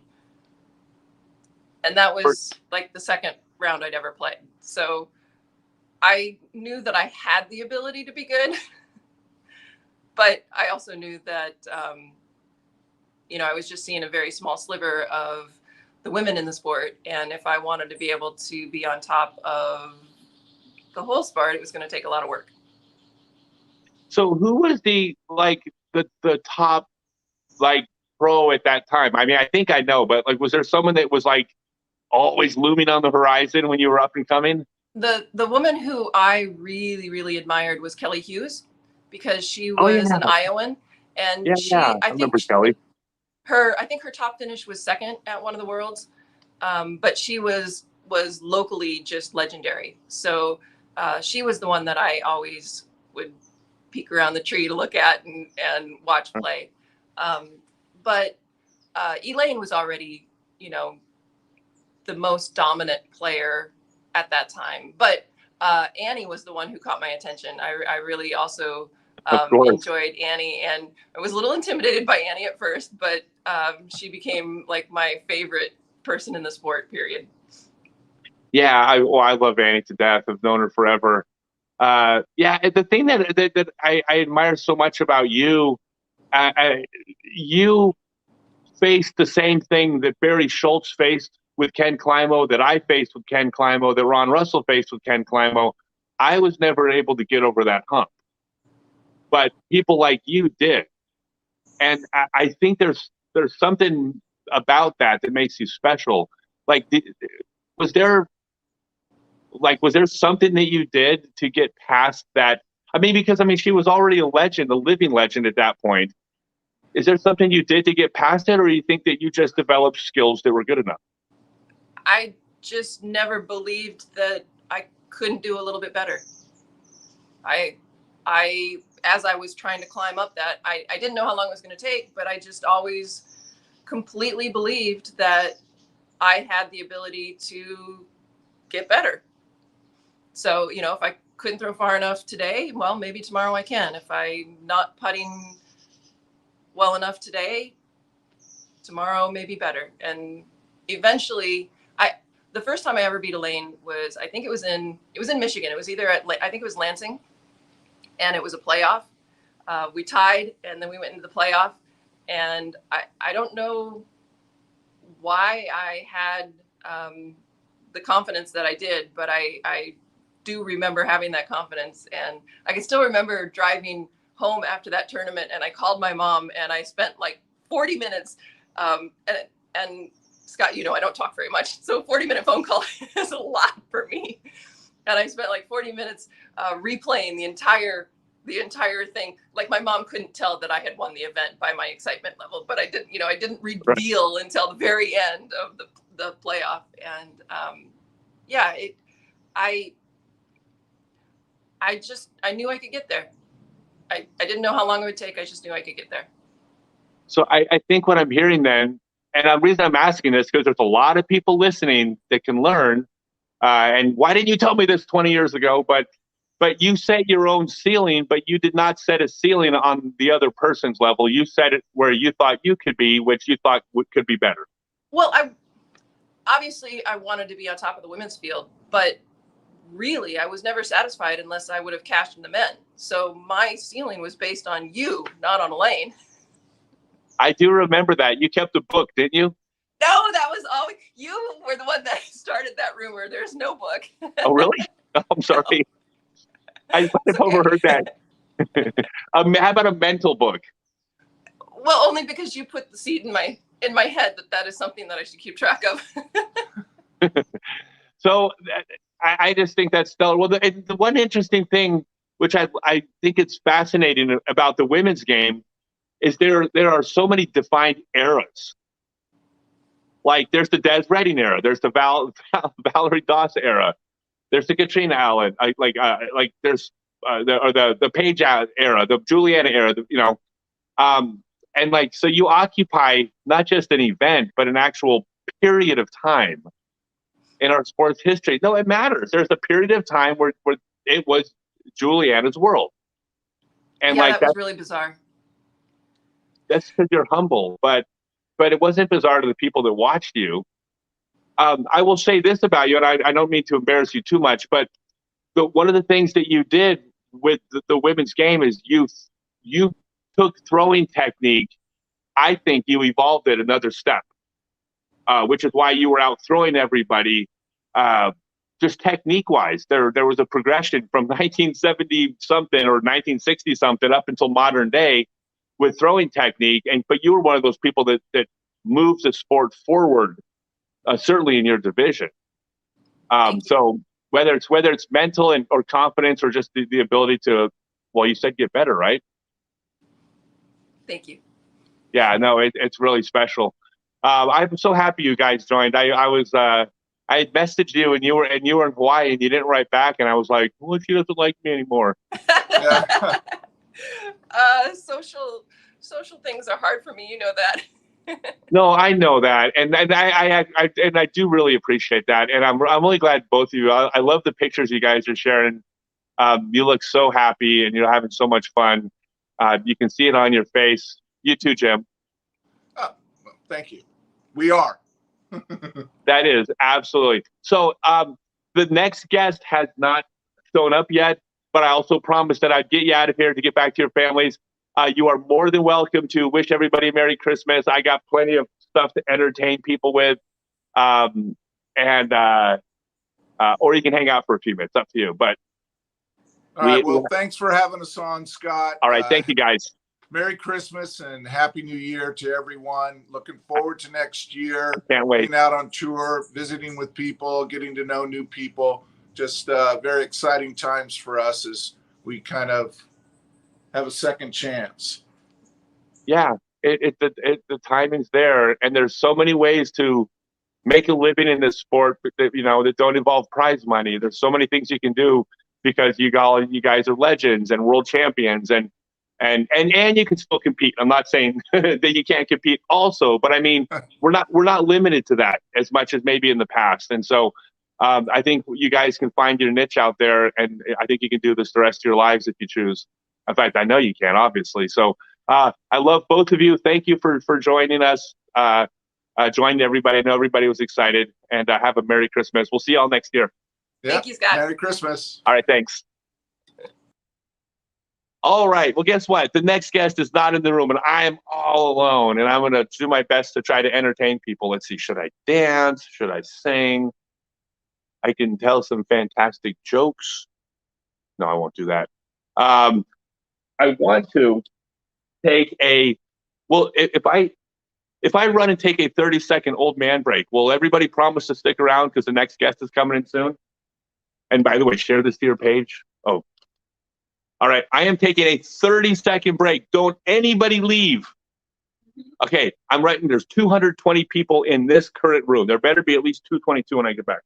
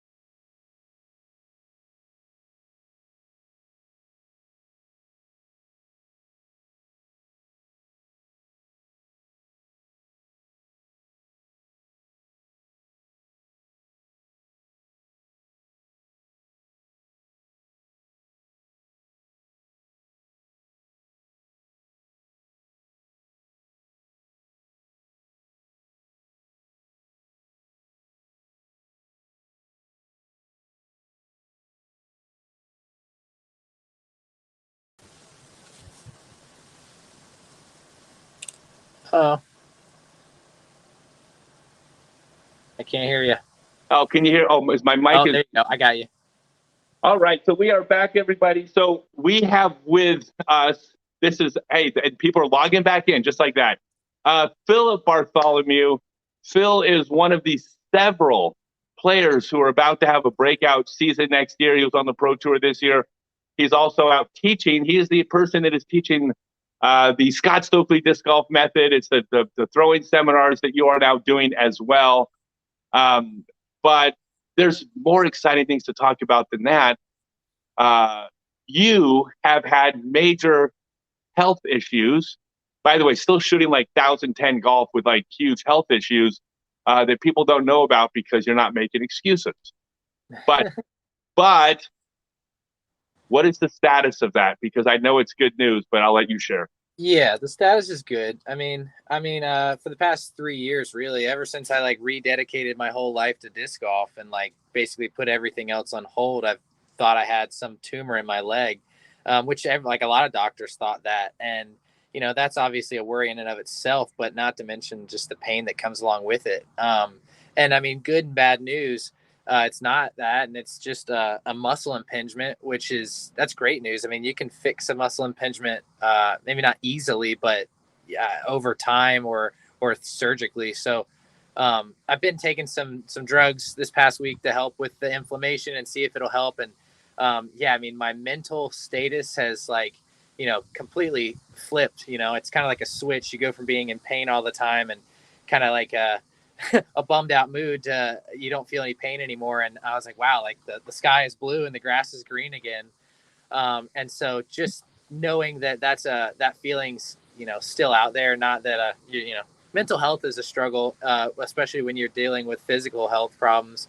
So to feel healthy in my head and to start feeling good with my body, I mean, there's no doubt that I have talent and can use it. So I'm ready to be screwed back on tight. And, obviously teaching's been amazing for me, and I've thrived with that, with you and private lessons and everything. It's changed my life, actually. So it really does give me the opportunity to like go out and actually thrive on the Disc Golf Pro Tour, which I think is what 2022 is all about. Absolutely. Well, just so you guys know too, when I say like don't misinterpret the like breakout of next year. Like literally your last tournament, you shot like 1046 rated for the tournament. No, it was 1050, man. Come on. Was it 1050 for the tournament? No, I don't know. It was close. Yeah. It was high 1040s, 1050. So we're not talking about like an up and comer. We're talking about someone who still can go out and shoot 1050 on a tournament, which you literally just did your last tournament. But the thing that was interesting is that you kept saying to me like all year, you're struggling on the course, and you're like, and I know you were in pain, and you're like, yeah, but I'm not making excuses. It has nothing to do with that. And I'm like, you're out of your mind that it has nothing to do with that. Like, you're not making excuses to recognize that you have an injury that prevents your body from moving in a game where a couple degrees of angle separates success and failure. And how in the world does like an injury that doesn't let your body move not affect 3, 4, 5 strokes around? And that's the difference between 10-10 and 1040. Yeah, agreed. Yeah, no, and the more we talked about that over this year, the more, you really made me kind of believe in the fact that, it's funny. The first 5 holes in most tournaments, I'm on fire. And then all of a sudden, as an impingement gets worse, the muscle hurts more. And then, you start lacking, and it would be like every round would be like, we're doing amazing. Now we're not. And so that's what I saw. I would, I'm watching you at tournaments, and like, I'm following the hole by hole, and that's kind of exactly what would happen. You would hit like 4 of the first 5 and wind up like 1 under 1006. Yeah. Yeah. And that's brutal, but it's still good. I mean, cool. I still feel good about my game. So, but there's one silver lining that happened this year. And it is that, in North Carolina, obviously there's a lot of woods, and the driver shot's not as common, and like a flip up mid range is like pretty much, your go-to shot. And so this year with this whole issue, I couldn't really throw hyzers as well as I used to be able to. And, I committed myself to just throwing a lot more flat shots. And, the silver lining is that, I probably throw flat shots better than I throw a hyzer now, which is, it opened up a whole new, set of skills to my game, because I just relied on a hyzer flip. And even learning that, you can learn how to teach it better too. And you just understand what the movement is and how to do it. There's always something to learn and something to gain out of a bad experience. So I'm trying to stay positive. I love it. Hey, so I'm going to go ahead. We got a little bit backed up, and so now everybody's getting a little bit less time. I was going to let you go. I just wanted to well, first off, amazing year working. I loved working with you all year. I can't wait for all the stuff we have planned for next year. There's big news coming. We'll be announcing. But Philip Bartholomew, one of the breakout players of 2022. Next year. Whatever next year is. I can't keep track. Thanks, man. All right, brother. Take it easy. All right, thanks. All right, so the next guest is, I guess you might have heard of him. There it is, Ricky Wysocki. What's up, dude? How's it going? Man, it's going fantastic. How are you doing? Good, man. I'm glad to be on. Thanks for doing this. I'm glad to be a part of it, but thanks for doing it for the community. It's awesome that you're doing that, dude. It's great. I appreciate that. I really do. So you're in Arizona. I'm actually in Charlotte right now. I've spent the off season in Arizona, but I'm actually in Charlotte with the family. Oh, really? Yep. Beautiful. So not Charlotte, outside of Charlotte, but yeah, my that's where I'm at. Gotcha. We got a little bit of a choppy signal. Okay. But I can hear your voice. What is move forward? Usually signals, they kind of come and go. The biggest panic for me, like anxiety, like the internet's going to go out or something in the middle of the show. So the fact that we're still going is a win. Great. And yeah, your video's not moving, but we got audio. That's good enough. We got a picture of you with audio. That's like still high level. Hopefully I'm smiling. Yeah, in the picture you are. All right, good.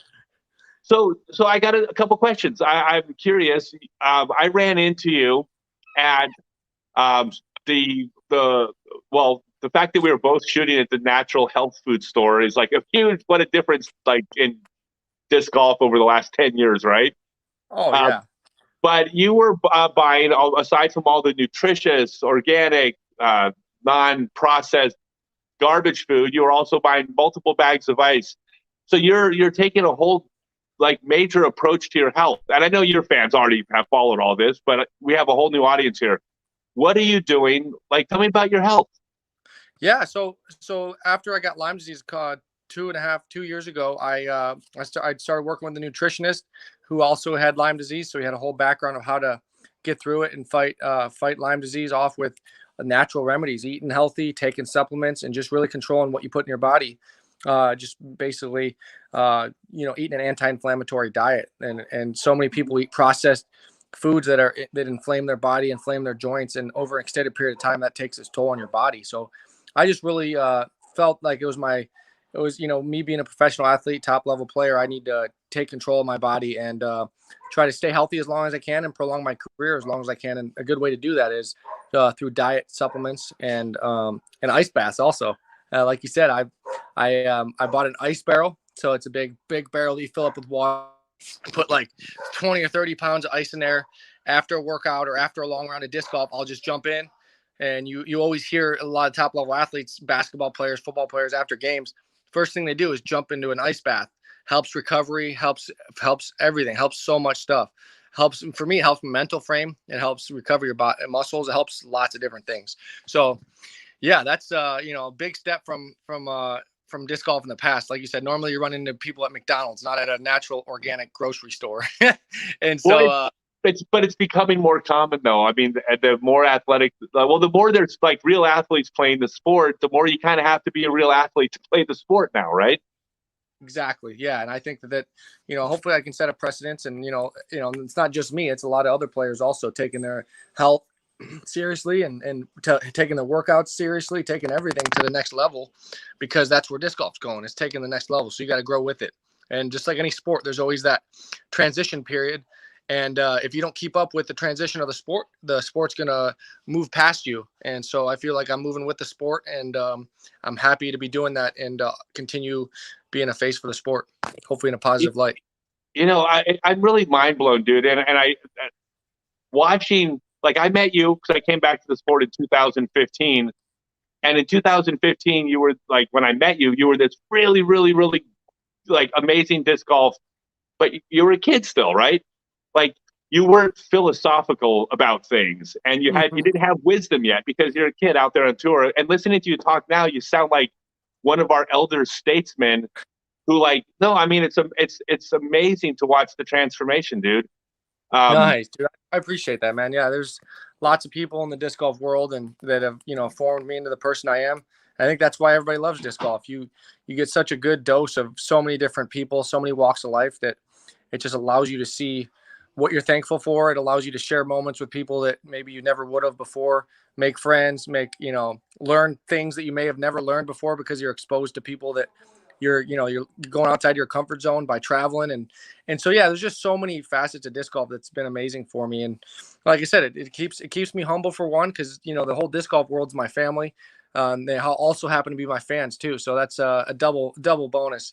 And so I love being able to give back, share what's worked for me with them, and hopefully it can help them become a better disc golfer, maybe increase some people's quality of life, whatever your goals may be. Everyone's different. And so I'm just thankful that I've accumulated knowledge and I can share it with people, especially in the disc golf world.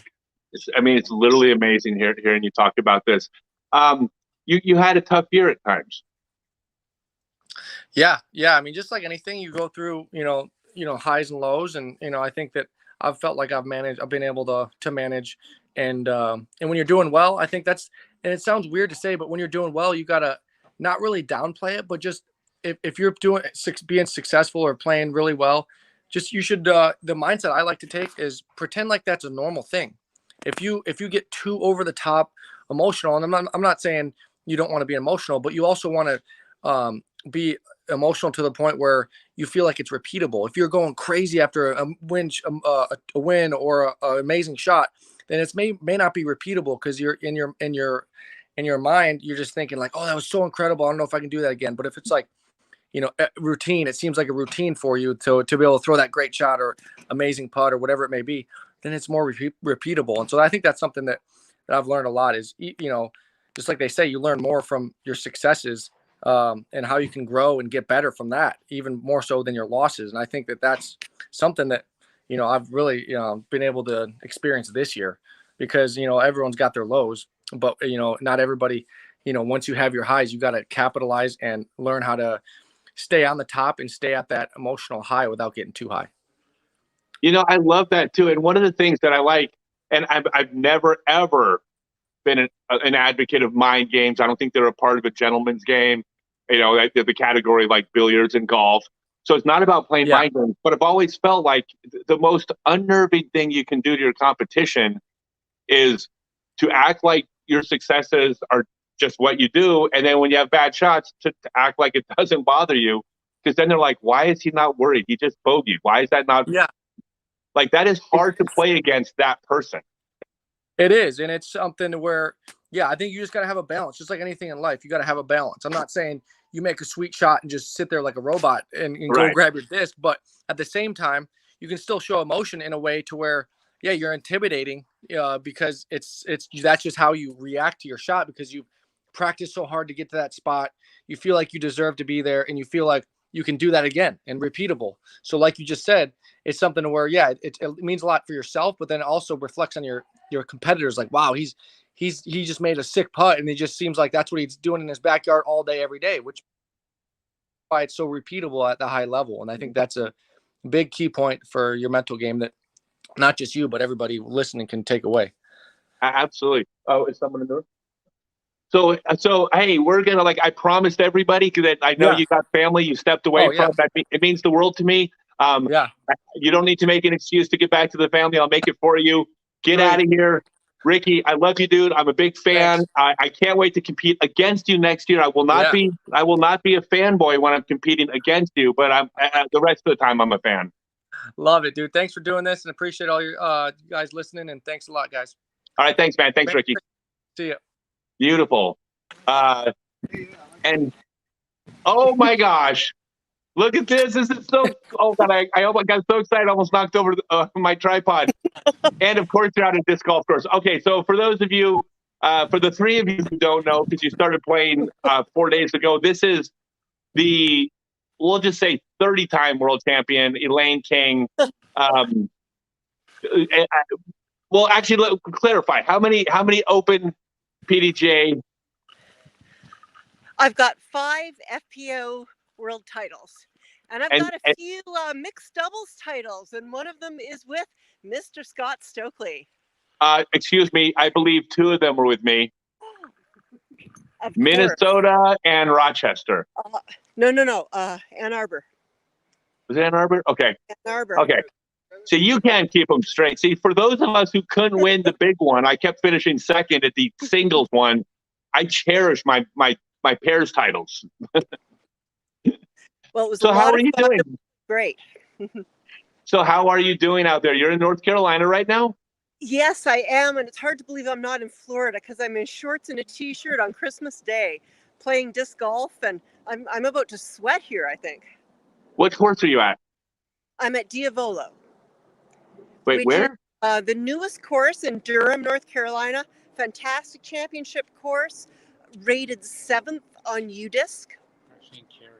Okay, well, beautiful.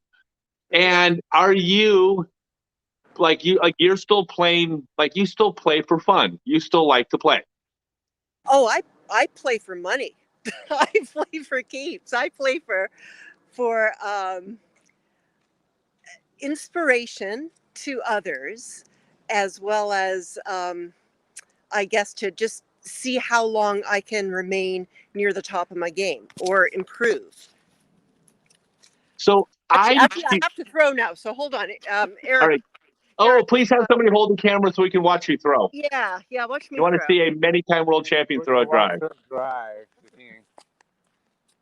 All right.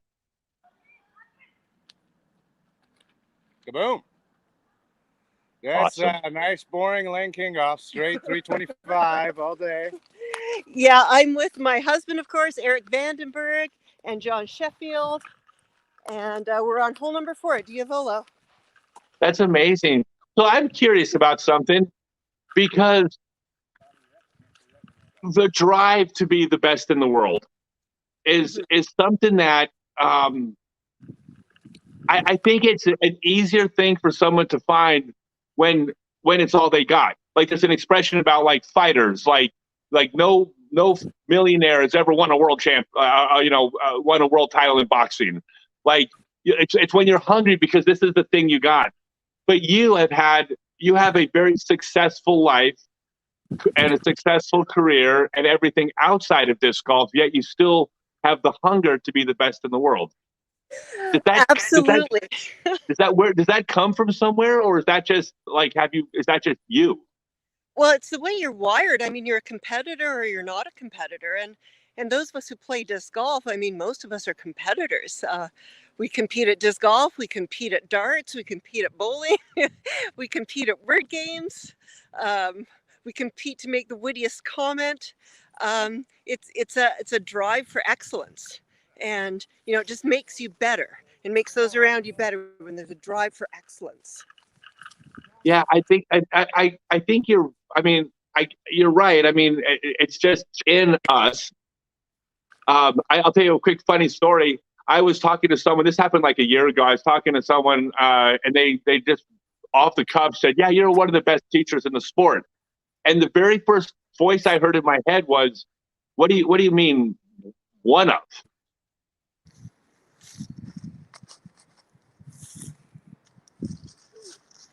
Oh, that was a nice nudge.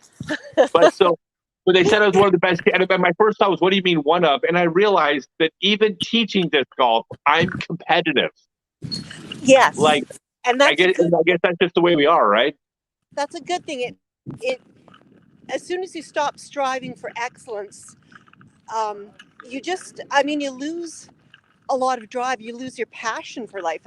You got to have a passion for life. And, I reluctantly will admit I'm probably never going to win another FPO title, but boy, I'm going to make as many of those touring pro women sweat as I can. Because it's getting to the point, it's kind of embarrassing to be beaten by me because I'm like old and everything, and I can't throw that far. But if I'm playing well, I can put it in the right place. And so I just want to keep being relevant as long as I can. And of course, Scott, this year I found a new passion, which is commentary.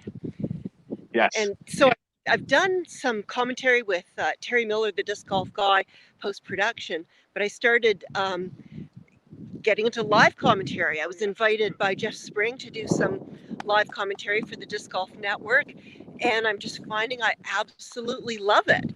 And I've been getting great feedback. So folks out there, if you've got anything you'd like me to see do more of, less of, differently, I'm definitely want your feedback because I want to keep improving and getting better at it. I love it. All right, so I'm going to do another trivia question. You're not allowed to answer, though, but I think it's appropriate. And this is going to be the question for the Scott Stokely Signature Berg, which is coming out January 1st. The question is, and you get this, it's a two-part question. You got to get it both right. Elaine, you know the answer. Don't answer. Okay. Which woman has the lowest PDGA number, and what is that number?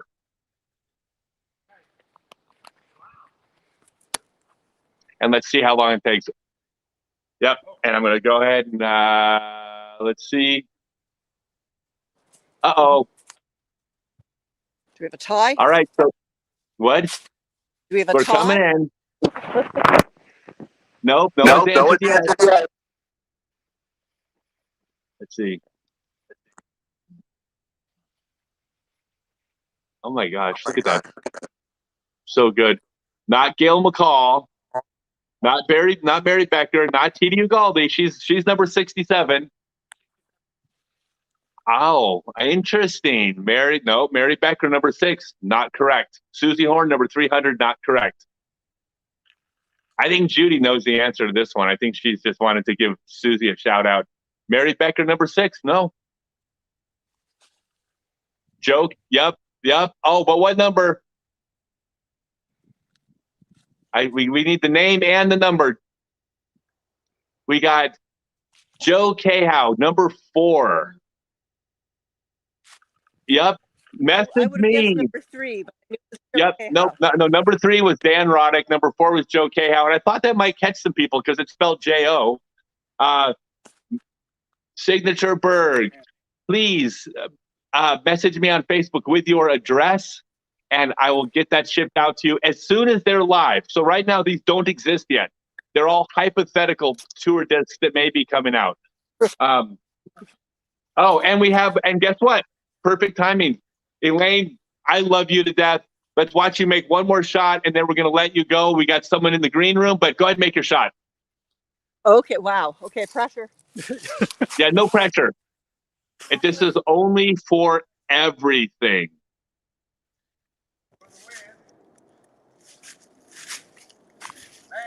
Oh, that would have been so great. Oh, wait, we lost you. All right. Well, Elaine King was, I think we just lost her, but love you, Elaine. You're the best. And who could this be? Hello, can you hear me? All good? I can hear you. Everybody, this is Simon Lizotte, one of my favorite all-time people in the sport. One of the people, my favorite thing to tell people about Simon is, you know that Simon that you see on video? That is the same Simon you get when you're in person. He is that guy. Unless I just bogeyed. What?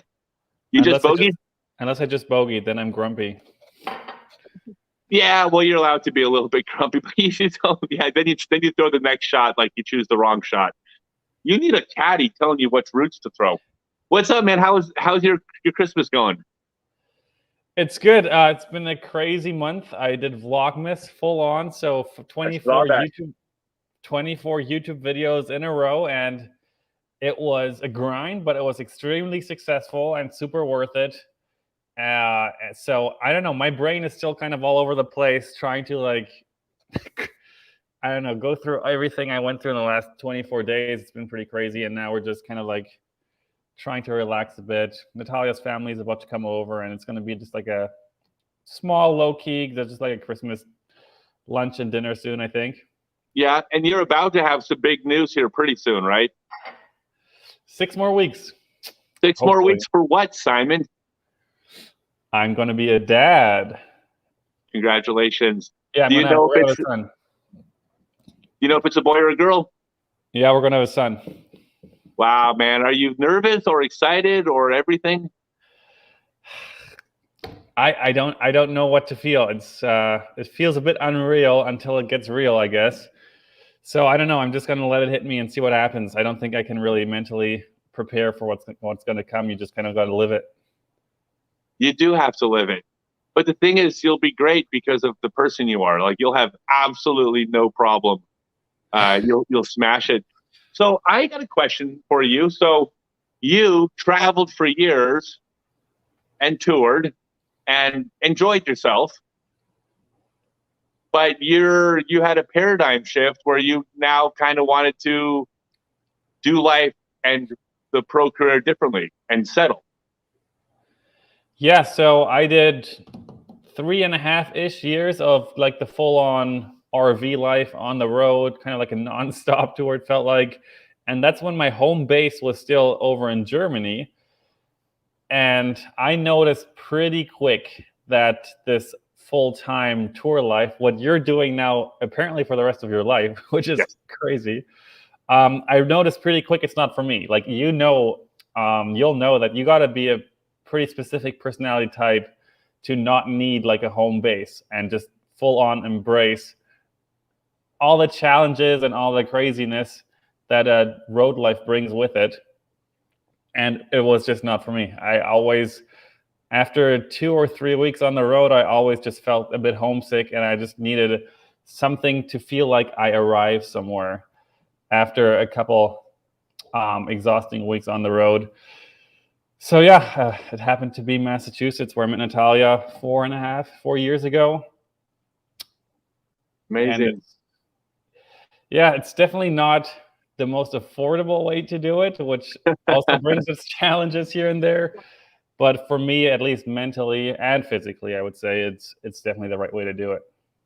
No, I mean that I always say, like, because we have a travel vlog that's about to come out. A bunch of videos are already like put together, and the big thing for us, we don't promote the idea of being nomads. We promote the idea of figuring out what works for you, but don't limit yourself to 9 to 5 or to being a nomad or to this or to that. But you got to figure out your thing. So like, you did what you did, and by the way, you built a hell of a career in just a few years. Yeah, growing up in Germany, disc golf was it's like it was extremely different for me. Like the first 10 years of me playing disc golf was not at all about competitions, really. It was more about family, friends, and fun. And that quickly changed. When I was like 16, 17 years old, I won a big tournament over in Europe, the European Championships. And from there, my whole life really changed. I kind of jumped straight from school into the RV with Avery Jenkins, which was crazy. I remember it was insane. Pretty much, I had $1,000 saved up from my last couple of years of being a kid, and I jumped into an RV with Avery. And really not much. And there's not really any better person to go on tour with for your first tour than Avery Jenkins has been touring full time, pretty much. Maybe not the last couple of years, but like 18 years plus on the road. He knows every street in the States, it feels like. Yeah. So it was awesome. But yeah, I don't even know what you asked me. What was the question? I don't know how either. So I will tell you a funny story. The first time I ever heard of you, I got so butthurt over this. So Randy Lom. Randy Lom, briefly. He was the farthest throwing. He had the world 35 and older distance record when I had my record. He's an overall player from way back. Well, anyways, he knows you. And when I was away from the sport, he's my best friend, and so we would hang out all the time. And he went to a tournament you were at back after I had retired. Like this is like mid 2000s or something. And he goes, dude, I just saw the fastest arm speed I've ever seen in Frisbee. And then that's when he told me about you. And I was so sad, hurt by this. And I'm like, I made like a sad face, and he goes, oh, I mean, aside from you, like he totally backpedaled to be nice. But that's when I first heard about you. He said it's this kid Simon that throws as far as you. And I was like, that's rad. And now that I've played with you, I mean, it's pretty obvious. Yeah, distance was always a huge thing in my life. And when I threw the world record, it was unreal because if I remember correctly, it was my first throw in competition. That was my best throw, 860 something feet. So I won that title. Crazy time of crazy week of my life. It was insane.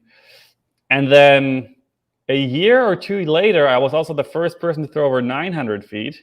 But then we had that legendary day with Dave Wiggins, where we both threw over 1,000 feet in conditions that were, I don't know. It was just the craziest day out on the lake bed. You could barely stand up straight because the wind was just knocking everything over. And we were throwing as high and as most turnover as we possibly could.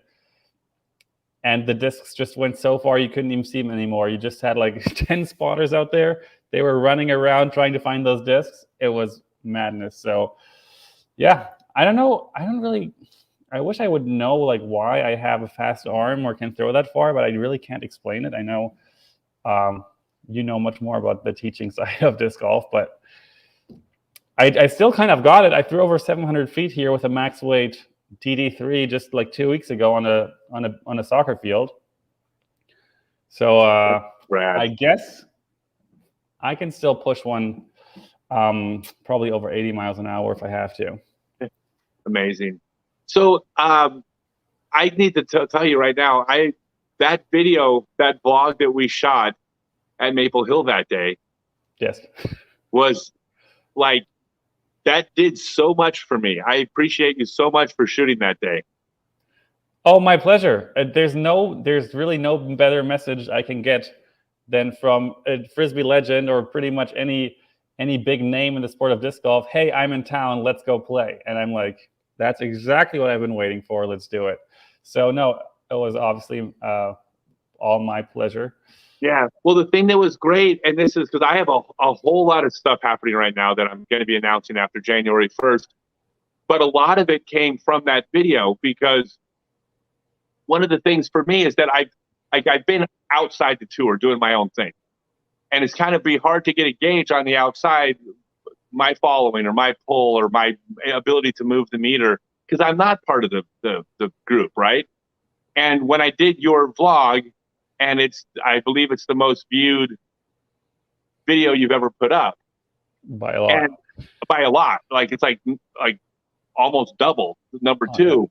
And it was, but being able that screenshot of those numbers, I've been able to take to people and go, hey, look, I know I've kind of been on the outside, but people pay attention to me a little bit, right?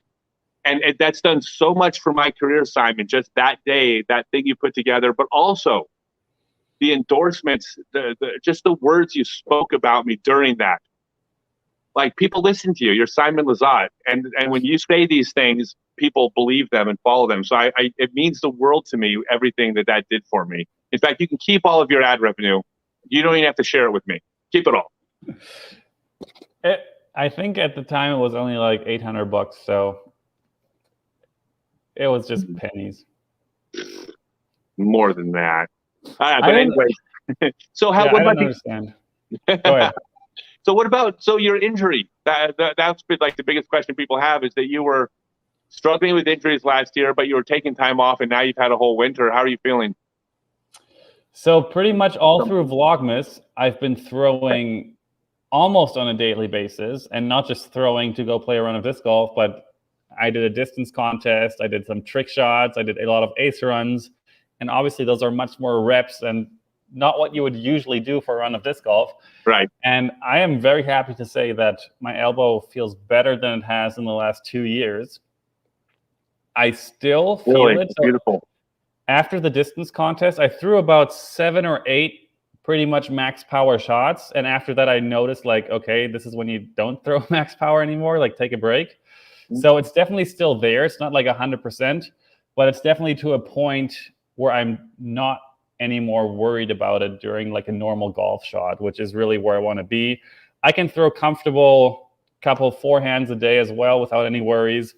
I have to realize that I mean, it'll sound dumb to you, but I'm not 16 anymore. And I got I got to count my shots a bit. And especially if I'm throwing hard or a lot of forehands, just to remember to warm up properly and to not overdo it. And it's tough because you said it as well in other interviews I've heard, and like in our minds, we still feel so young and like we can do anything, and it's still exciting for us to go throw. We just want to throw, but our bodies, sometimes it's just not doable anymore. Even though I'm not even 30 yet. I'm 29. So hey, 19-year-old baseball pitchers have pitch counts. So yeah. All right. So hey, I let you get back to your family. I appreciate the time. I'll hang out for 1 second, but you can't answer. I've got some trivia questions that we're giving stuff away. This one's going to be, this will be a quick answer. So to win a copy of my book, everybody, don't answer. The name Frisbee originated from the Frisbee Pie Company, where people would eat the pies and students at the university would throw the pie tins around. And if they were about to hit someone in the head on campus, you'd yell Frisbee and everybody would duck. What city were those pie tins made in? Someone's going to get this one right away. Somebody knows where Frisbee came from. We're not that old, people. As we go from Frisbee to disc golf, not Boston, not Indianapolis. Billy gets a copy of my book. It is Bridgeport, Connecticut. So Billy, message us, send us your address for a physical copy of the book, or you can send us your, just let us know. We'll get you a link to an audio book. I think you already have it, but just in case. If you want the physical copy to give out, if you already have it, we can do that too. All right, Simon, get back to your family. Enjoy being a dad, and enjoy. I don't know if we'll see you in Vegas. It sounds like the time you might not, like it's going to be close. Okay. So, I will see you. Well, I will see you next year. We'll see you in Augusta. That's probably my first tournament in Augusta, the major. All right, we will see you in Augusta. And just so you know, once we get on the playing field, we're not friends for those 3 days. I'm a fierce competitor when it comes down to it. You know this.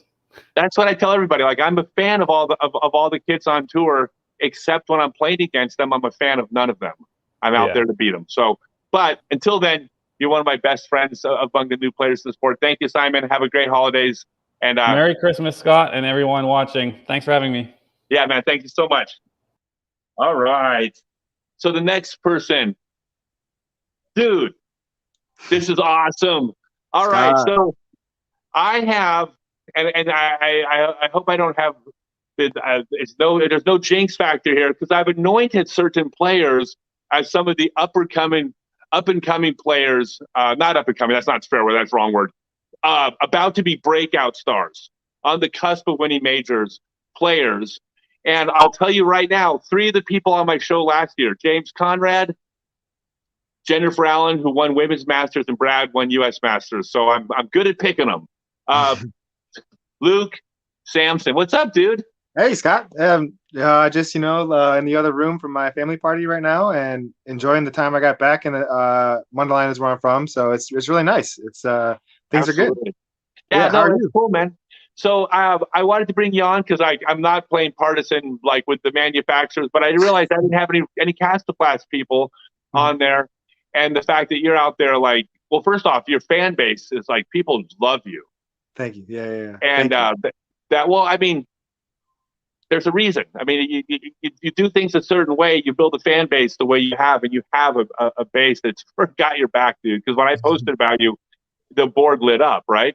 Yeah. I mean, it's just, I think they see that, they see what I'm trying to do and they love it. So, I get so much encouragement from, countless amount of people talk to me and just say, Luke, like, just keep on doing what you're doing, because you're an inspiration. And that really does inspire me a lot when I hear that, because, at the end of the day, there's a lot more safe things that, us disc golfers could be doing, to provide for a family. And, that's one of the things that my big goals in the sport is, and I know I could do it. So when I hear that stuff, it's like, it's really good. For sure. Well, so you had, and I didn't realize this, you had a massive ratings jump that you posted about. Yeah, it was about 20 points this year. 20 points in a year? Yeah. And it's not a soft, like 1 or 2 tournaments. I think last year I had 40 plus tournaments, and this year I had 40 plus tournaments on the year. So, so if I mess up once, it's not really going to bump it down too much, which is nice. Right. Well, but 20 ratings points, not all things are equal, because the lower your rating, the easier it is to jump. So, like, going from 900 to 920 is a big accomplishment, but that's almost an expected trajectory for anybody that takes up the sport when they're younger. Going from high 900s to you're pushing 1,020, like, that is a massive jump, because the strokes are harder and harder to come by at that level. Yeah. Sorry, you go.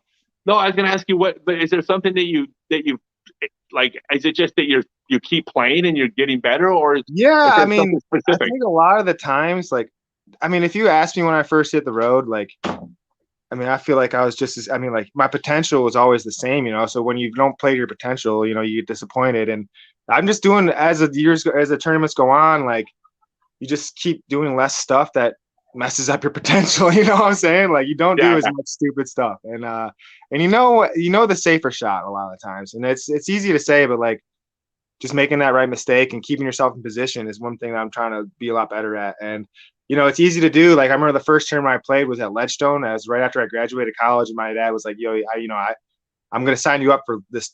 I had only played one pro tournament beforehand, and it was a disc golf pro tour event.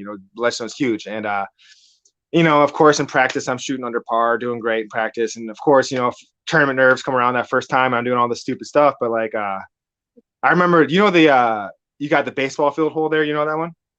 Which one? The baseball field hole. Okay. No. Okay. Well, there's a par 5 right after that with a bunch of OB, and it was like the climax of the tournament. And it was like, for me at least, like, if I like messed this hole up, I was definitely not going to cash. And I ended up like taking a 12, just going OB and going for it, like, every single time. But, like, just my gameplay has really changed in the fact that, like, I feel like I've kind of lost maybe some distance, but, like, I don't power grip no more. I just try to keep it safe and keep it consistent. You know, that's been my name. That's been what my goal is, at least, you know. So you switched off using the power grip. Yeah, I'm more of like here, you can check out the sweet wall of discs I got right here. But nice. I got, like I'm doing the modified fan right here. Yeah. Okay. So it's funny. I talk about this in my seminars that there's a few names of things in disc golf that are the worst named things because the name of them has screwed people up. And one of those is power grip, because that implies when you're a new player that this is how you throw with power. Yeah. I was around for this. Do you know why it's called the power grip? Because it needed to be named something. Mm-hmm. So someone called it power grip, and now it's the grip for power, but it's not. I throw with the pinch grip also. I set world records with a pinch grip.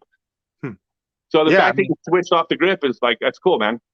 Yeah, I just I know. I mean, I've heard of a lot of people using it, and I know for me it's just like so much more control. You can get like the flight plate, a lot more than just the rim, and then that angle when it comes out of your hand is for me I can get it consistently on the same angle more often. Yeah, well, it's based on the shape of your hand. Some people should grip with a power grip, but whatever. Both real quick. Is Jordan? Hey, so everybody's coming in and out. Yeah, no, it's all good. It's all good. But you stepped away from your family. I told you I wouldn't keep you too long. It's all good. It's all good. Man, thank you so much. Yeah, I can't wait to compete against you next year on tour. We're friends off the course. On the course, you're the enemy. I'm going to be trying to go after you because there's so many good players, and you're poised to be there in majors next year. So I hope I'm competing against you next year because I know you're going to be up here. So well, I hope so too, and hopefully we can at least meet in person and get maybe a practice round in along the way. Oh yeah, 100%. I'll be out there. I'm sure I can learn. I'm sure there's a lot I can learn from you. So I'm excited for that. I appreciate it. Hey, well, I'm still learning too. Appreciate that, man. Have a great Christmas, and we'll see you next season. You too, Scott. Appreciate it. Yeah, thanks, man. Merry Christmas. Merry Christmas. All right, the next person. Who is that? Wait a second. Is that Santa? Hi, Scott. Thanks for having me on. I'm so happy you made it. All right, you guys, this is great. I mean, I have such a variety of guests, and this was something that was really important to me. And I have several people from the organization. We have Sean Jack from the Disc Golf Pro Tour. The thing that's so great about having you, and we got a couple other people on, I'm not announcing them yet, but all these stars in the sport, they only exist because of this thing that exists that they get to show up and compete in. No one's a star without the people running the tournaments and the tour, right? Thank you for saying that. Well, it's true, though. We're all pieces of the puzzle. We all play a role, right? Yeah, when I first discovered disc golf, I had the aspirations, like many, to be a professional disc golfer, and it just turned out I ended up being a disc golf professional, which is fine by me. Yeah, absolutely. And I have to say, I felt a little bit insecure coming on the show, knowing who the talent that you had on the schedule, and coming after Simon was difficult. But again, we don't look at I'm about to do a video coming out called my Mount Rushmore of disc golf. And I'm putting 4 people on my Mount Rushmore of disc golf. Not one of them are top competitors. My Mount Rushmore is made up of the people that built the foundation of the sport. And the players reap the benefits of that. Now, not that they're not important, but it starts with you guys. So are you happy with how the year went for the tour? Oh, man.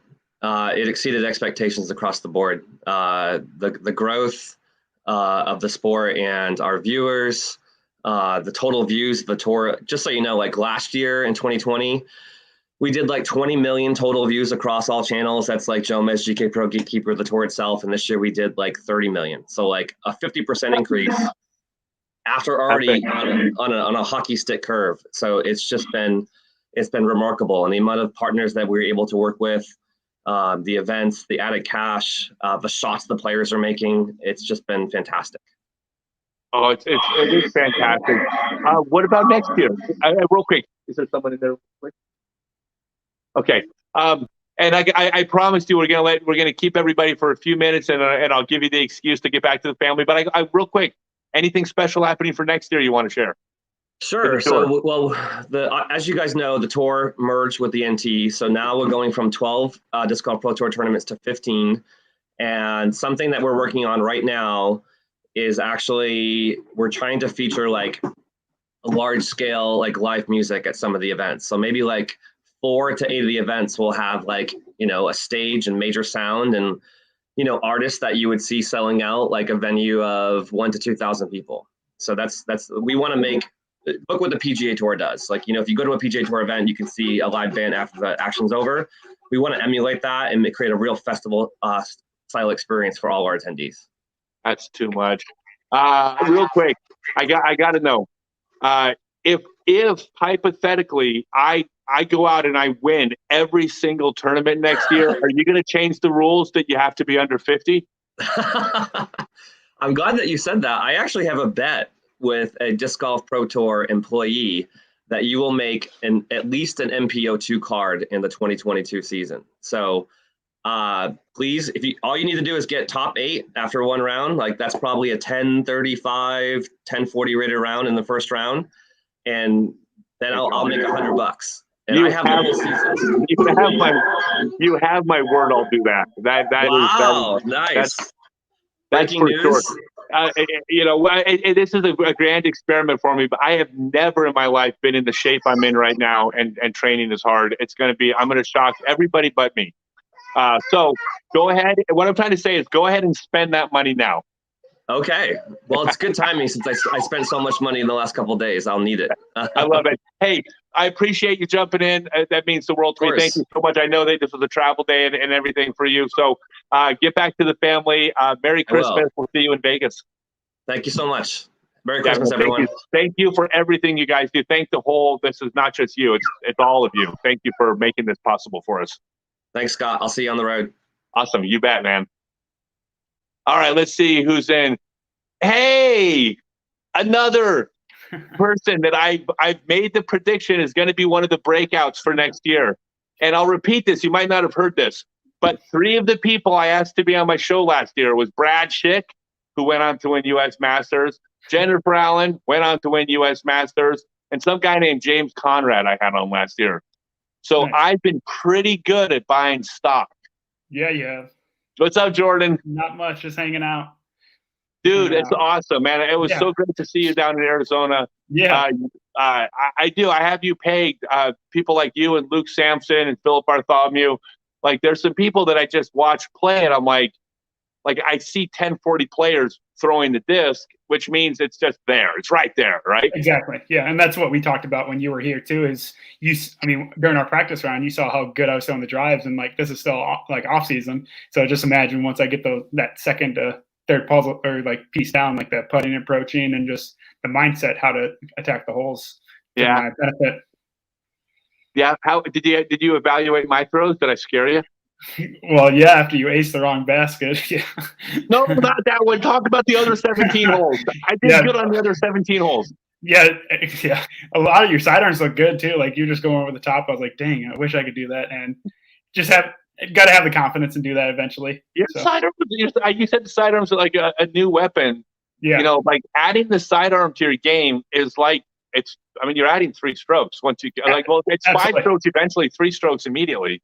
And if you're 10-ish, 10 teens now, and you add 3 strokes, now you're in the 30s, just like that. Boom. Yeah, just simple mistakes that are costing me. But I know like what we're working on and like what you kind of helped me and we talked about. So there's a lot of exciting things coming through too. And especially for my game, I think I already got the backhand turnover and the approaching getting there So that's why I'm trying to like challenge myself to throw more sidearms here. I just played a couple of rounds recently at Fountain Hills, and I threw a sidearm on some of the holes where I've always wanted to throw a sidearm, and I tried it and I was like 30 short. So I was like, it's coming along. It's coming along. Yeah. I love that. You know, what's funny about it too, is that the last A tier, we talked about this too, the last A tier that I played in the open division was like 4 or 5 years ago. You were there and it was your first A tier, right? Yeah. Yep. The Rumble. Yeah. Yeah. And then after that, I moved back to the old man division for. Yeah, you got scared after you saw what I did over there at that Westlake course. I did. I got scared. No, that was great, man. So I do want to ask about this because I think this is like, I'm interested in stories, but the thing is in this modern sports world, it's not just about performance. Like it is if you're winning worlds, like performance can carry, but outside of that, it's social media. It's about stories, and your story of how we got here is like, it's inspiring. And can you just share briefly like where you were and like where you are today? Yeah, absolutely. It's just kind of like a whole weight loss scenario too. I mean, there's some discs behind, other way, discs behind on my wall that are when I was bigger too. So I think it's just kind of was diet and exercise. Then like my dad passing away was kind of inspiring that like he wasn't healthy, he wasn't like the most active too. So it kind of inspired me. So I think that within that last summer, I lost like 100 pounds just because it kind of motivated me and just kind of showed me that like I can do it too. So over the last 3, 4, 5 years, it's almost 200 pounds. If not, I can't remember the exact number. I got it in my phone, but yeah, it's just kind of diet and exercises and just promoting that on social media that disc golf can kind of create like a exercise and a community that other people can relate to. So I think it's been very awesome just to see the feedback and just inspire. I still get messages constantly like, hey, Jordan, I know the holidays are here. Like I want to help after the holidays, like to kind of get it all taken care of. And especially like me and my girlfriend right now, we have the same kind of transformation story too. So like I have somebody that kind of, we can inspire each other, motivate each other too. And we share the same story. So that's super awesome that we connected on that. Then like even more personal.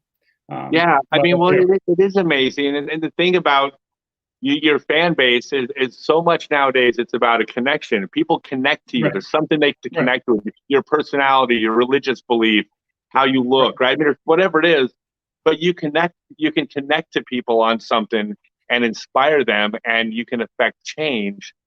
And I think that it's going to be amazing for your career, but also the people you're helping, right? Right. Yeah. I think it's how I look at it too. It's like, it's bigger than disc golf too. It's like off the course and on the course too. So like, that's another thing too. I've had a lot of like high school friends reach out to me and they're like, oh, I know you play disc golf, like trying to get into disc golf because I see that. And I was like, it's not all about just disc golf. It's just kind of inspiring. Like you can do it. I can do it. Anybody can do it too. So anybody that's watching or just tuning in, just like, you just got to stay like positive and like motivated to do it. And you can always reach out to somebody. Like end of the day, I'm just kind of a person that plays disc golf and it's decent at it too. But like my inbox is always open. Like I think I got like 4 or 5 messages today already. Just like, Jordan, your photo that you posted today, you look great. So it's just like simple things like that. Just, yeah.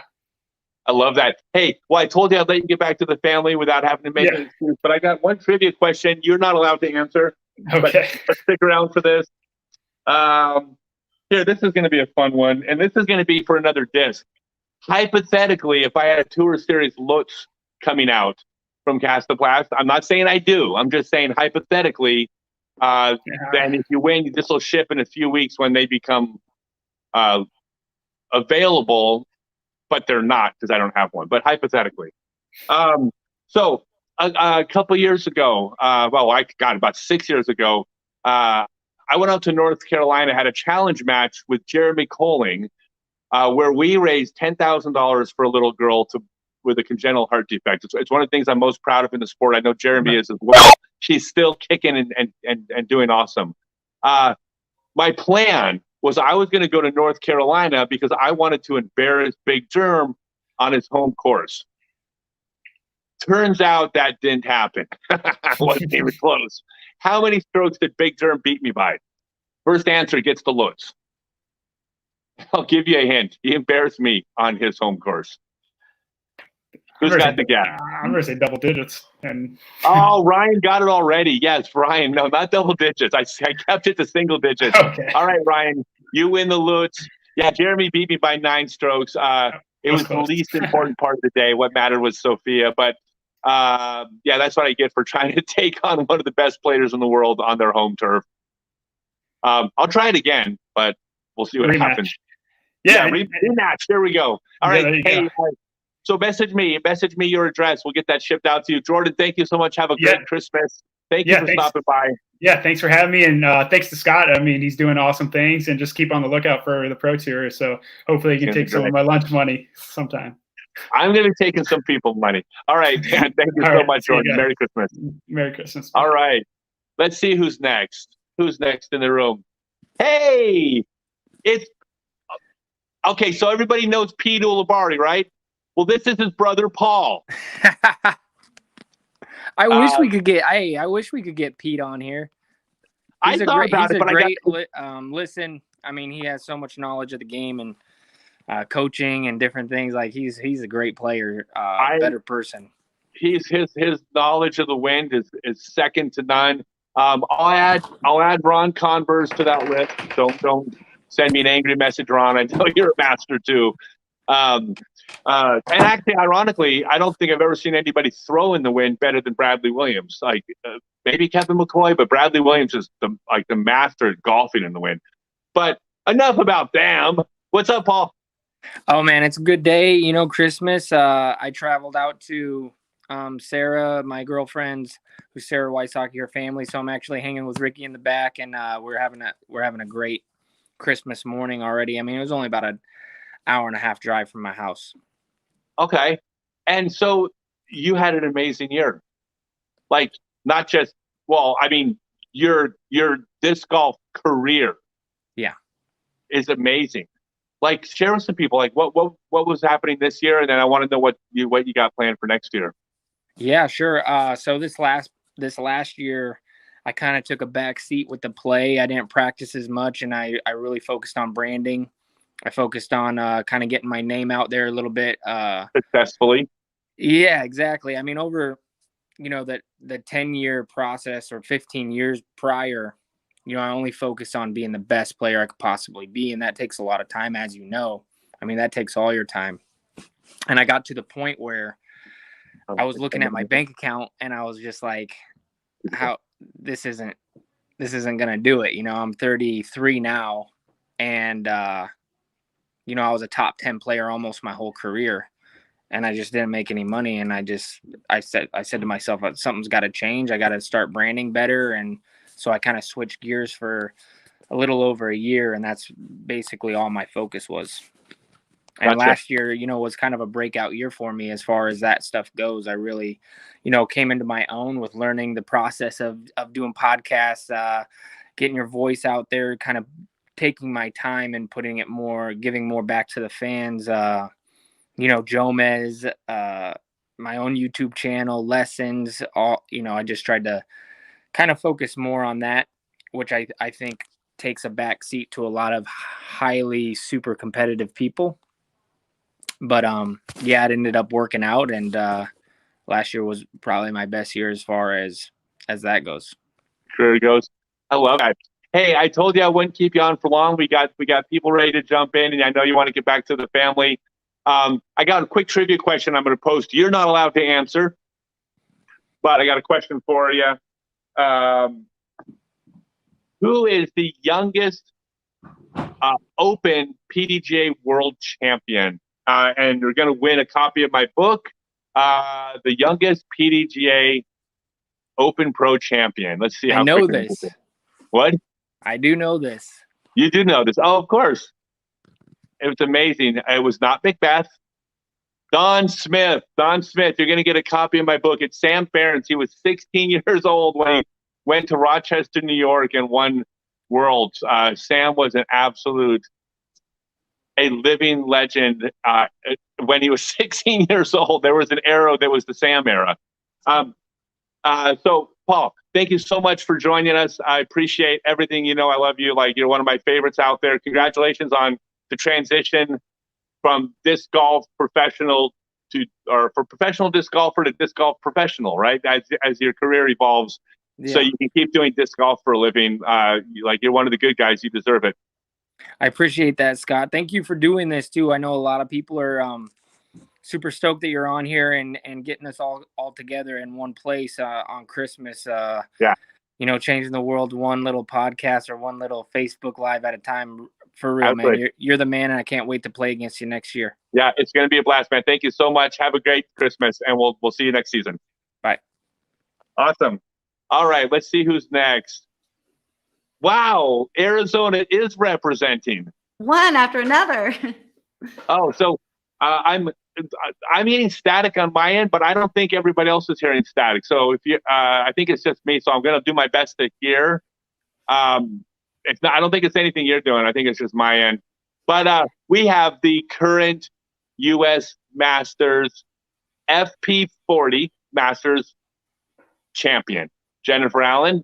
Also, the woman who has thrown a flying disc farther than any other woman who has ever lived in the entire history of the human race. How is everybody doing today? Oh man, it's great. It's so good to have you here. Oh, it's so great. It was great to get to see you down in Arizona. I didn't realize that I pretty much stacked this full of Arizona people. You did. It was one after another. It's pretty cool. Yeah, I wasn't playing favorites. I still love the other states, but it worked out that way. So what are you doing this year for Christmas? I am out in Oklahoma actually, and it's like 80 degrees. It feels like Arizona. And playing some golf, hanging out with friends that I've missed, and spending time with family. Gotcha. And did you bring the whole family with you, of course? Yes. Yes. Gotcha. How long are you out there for? We're driving back tomorrow. Okay. That's cool though. So I want to talk to you just briefly because the feedback, because I did a little short, we chatted for like 15 minutes or something, and the feedback was overwhelmingly supportive and positive for you because you have openly shared some of the things that have been tough. And if you know me or follow me, you know I'm a huge fan of sharing my every single struggle I've ever had. I think it helps people. Do you want so briefly, like what was going on this year and where are you at now? I'm really excited about where everything's went. Finished the year really good. Starting to get back to winning tournaments, and that feels great. Almost have my rating back to where it was the start of the last year. So super excited. I have a lot going on for next year already kind of planned, and I'm excited where it'll go. Well, wait, hold on a minute. I got wind that there might be some announcement, and I was flattered that you might do it here. If you don't, I won't have my feelings hurt. But is there something you want to share? So I'm trying out my new gear because there's a couple of things going on. I will be joining with the PDGA, and this I don't know is really announced yet, but we will be bringing back the podcast radio for the PDGA. Beautiful. And then I'm going to be doing a couple of prints of some discs to sell, and my very first print. Oop, there we go. That's awesome. What kind of disc? Well, I printed them on a lot of discs that I throw. I gave them out for Christmas, so I had to share them because I gave them out. So they're going to be out there soon. So you gave them away for Christmas. So let me just kind of like spell this out because based on like the Nate Sexton Firebirds, you basically gave out $1,000 Christmas presents to people. I literally give socks. So that's pretty big of you. I have some really close friends in Oklahoma that I love. So Jason Pauly is from Oklahoma City, and he is the artist on this. Super cool. This is the Oklahoma Scissor Tail flying to Arizona. And beautiful. Jason designed this like 2-3 years ago, and I just never got it printed. And so finally got it printed and have a couple of other things in the works that everyone always wants discs to buy, and I usually never have a lot with me. So I'm excited to have a few discs that when people come up and they want to buy something from me, I'm going to have something for them. That's beautiful. Well, hey, when they drop officially and you have a website, please message me. Will do. Or tag me on Facebook and I'll post about it. Tell everybody to go buy them. I'm a huge fan. Real quick, there's someone else there? So I am going to we're just clicking through everybody. We had so many people on, and I promised I'd let you get back to your family. Keep sharing your story. Like when people overcome things and they share it, it helps so many people. You know that. Yeah. And just the response that people gave to our chat was it's clear awesome. It's clear that people want to hear what you've done and how you've got to this point. I'm really excited to show next year too, full circle. You can go above where you left off. Yes, I love it. Well, so your ceiling's even getting higher. Yes. Oh, For sure. are you playing Open next year, or FPO, or are you playing FP40? Do you know? I'll be playing mostly FPO. I'll still try to play all the master events, like, Tim Zielinski again, of course, and then Worlds, a couple of the big ones. I'll try to play both. So. All right, that's awesome. Yeah, I mean, you can still compete. Like you can win FPO Worlds next year, so you should be playing FPO. All right, I'm a huge fan. I love you. I can't wait to see. We'll see you on the tour next year. Absolutely, and, everywhere. All right. Well, Merry Christmas. Thank you so much. Merry Go enjoy Christmas, the family. Scott. Thank you. All right. Let's see who we got on. Yes, Sam. Can you hear me? Hey, Merry Christmas. Merry Christmas, Sam. Oh my God, I was so excited when you said you could be on. This is Angela Ferentz. It's Hi. Mom. Hi, Mom. This is so. Hello. Long time. Like 40 years, 35 years. I remember you when you were knee-high to a grasshopper. I remember that. I still remember those days. So for those of you who started playing 4 days ago, Sam Ferentz is. If you read my book, like he was the person that I was shooting to be like when I was growing up. Even though we were both about 1 year apart, back in the early days in Southern California, it was your world. You won. We were all close, but you were the one who was always a step ahead for many, many years. And I didn't realize until I wrote my book what a huge part of like half of my life you've been.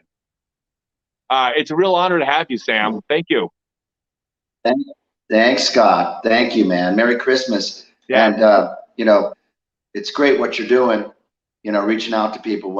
It's very noble, and it's our pleasure to be here. It is, man. I'll tell you what. I love. Like, tell me about the family, because you post these pictures. You guys are so happy, and everybody's doing so well. Please, where are you guys at? Well, we're all here. They're a bit shy, so they're hiding behind the camera. Okay. We have our video consultant right here. Come on in. Hello. There's Hannah. Hannah is 16, and she is in the 11th grade in music, and we're all very proud of her. And then we have Kenji, who's 18, and he's first year college. And then we have our Kaz, who is at the university, and he's rolling along. He's got a couple of years under his belt. Kumiko, who's behind the scenes, making the preparations for this evening. And yeah, really, really good to see you, Scott. I mean, we have some history, don't we? Well, it's great, man. We do. It's like I said, I didn't remember what a big part of my life you were until I put it on paper, and it's for half of it. Well, so one of the things for me is that I throwing distance was such a thing for me, and when I was trying to make it in to etch out my spot in the history, you were the one on top. Like, there was an era where like it was your world. You had the world record, you were winning the tournaments, and everybody wanted to they were striving to get to you. And it was such an amazing time. And then of course Leva was like right there as well. He never broke through for the big one, but he could have on a given day. And it was such a great time. It was a great time for the three of us. So things going good at Innova for you? Oh yeah, I mean, lots of new things planned. I mean, every year it's a new landscape. It's exciting. We're shocked. We're happy. I mean, there's disc golf is changing so rapidly that we can't really keep up. And we estimated that because of COVID, because of the pandemic, over 2 million people in North America alone discovered disc golf, and they told 2 million of their friends. So for us, it is every day just trying to prepare to keep up with the demand and increasing our capacities. But we're looking good. We're looking good for 2022. That's cool. I'm happy for you. Like, hey, the thing that I said in my book, and I believe, is that the day that the eagle, the original eagle from Innova Champion at the time, I guess, came out, to me, that's the day Frisbee golf became disc golf.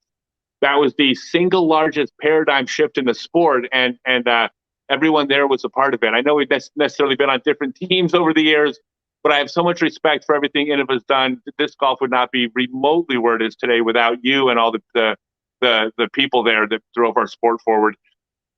Sam, I get back to your family. I appreciate it. I told you you wouldn't have to make an excuse to go, and we're just cycling through it, man. So thank you. It's great to see you again. Scott.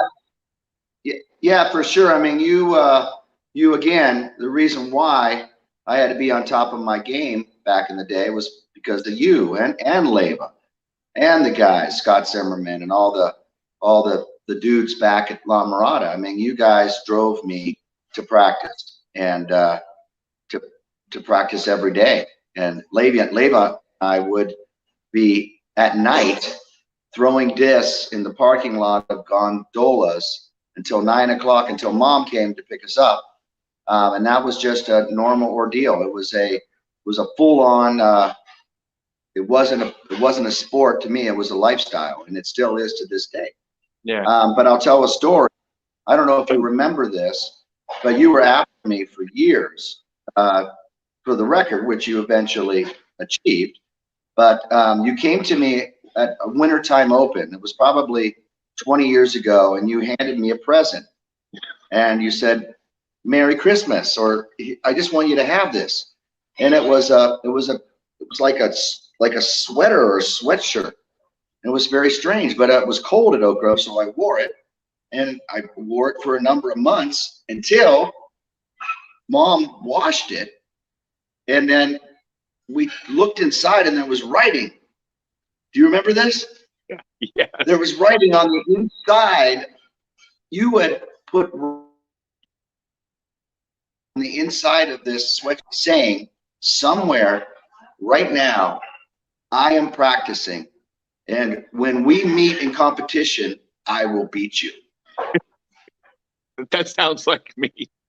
This was the zaniness of Scott Stokely, and I'll never forget that story. Hey, this is the early days of the sport were a little more Wild West. I wouldn't do that today, but I think it's funny to look back, man. I love that story. Thank you, man. I love you to death. Please send my love to everyone at Innova, and tell them that I have so much respect for everything they do, and thank them for everything they've done to drive the sport forward. And obviously, you're a part of that. And tell your family hi. Thanks, man. Merry Christmas.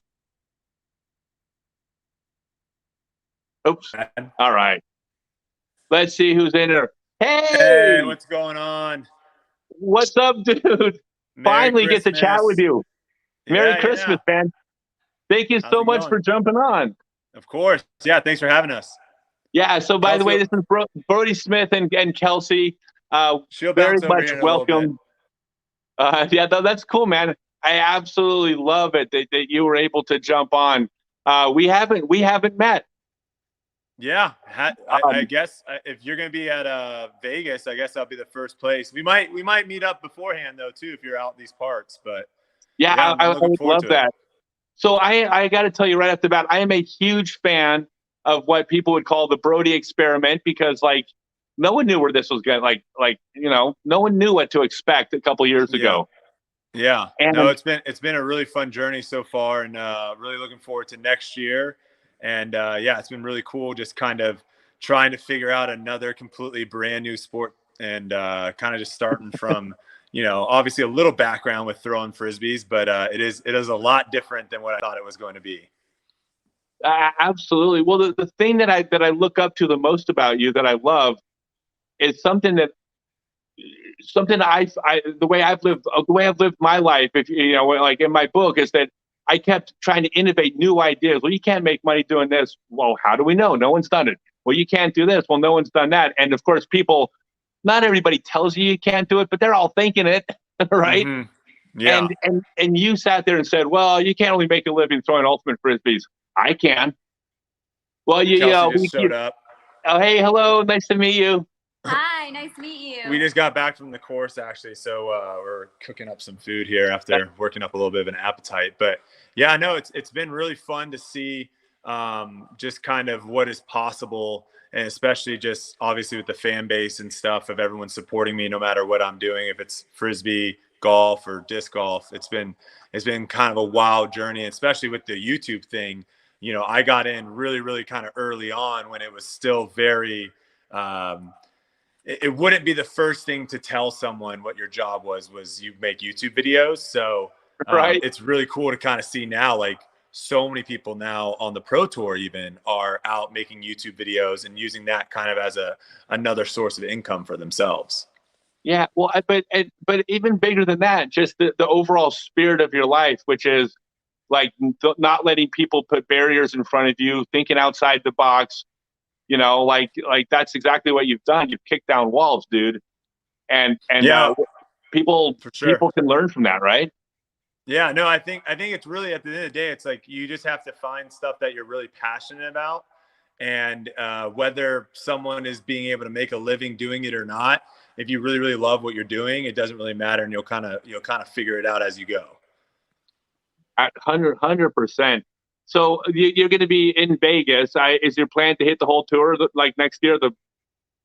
Yeah, I'll be at all the Elite Series. There'll probably be one or two Silver Series that I kind of skip out on just for flying purposes, to not be gone for 5 or 6 weeks out on the road.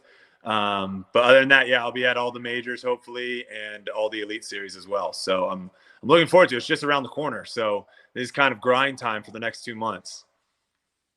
Well, cool, man. Well, I love it. If there's someone in there. So, hey, I promised you that I wouldn't keep you away from your holidays for more than a little bit. Thank you so much. It means the world to you that you reached out to me, and I'm going to be, we'll keep in touch. I can't wait to compete with you until the tournament starts, and then against you when the tournament begins. Heck yeah. Yeah. I look forward to meeting you. Thanks so much. You all have a Merry Christmas. Yeah, man. Thanks. I love it. Merry Bye. Christmas. Nice to meet you. Dude, check it out, everybody. Up?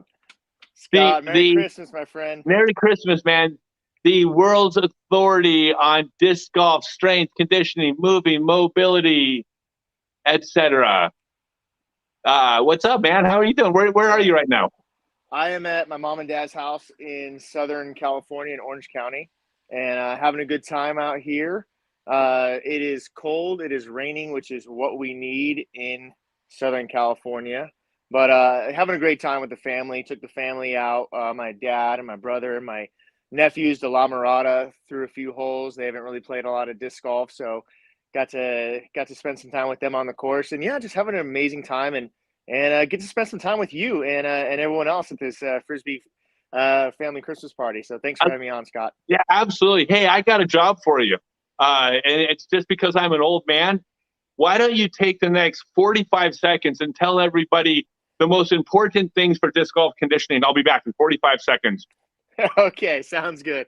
All right, everyone. The first thing, if you've watched anything I've said in the past, you'll know that this is probably the first thing I'm going to say is warm up. You know, we're athletes, whether we're playing pro, whether we're playing amateur, we got to warm up. The science has shown that warming your body up, getting it ready for competition is important. To not only lower your injury risk, but also improve your performance. And a big thing with warming up is it doesn't have to be complicated. It doesn't have to be intensive. It doesn't have to take forever. 15-minute warm up, that's all you need.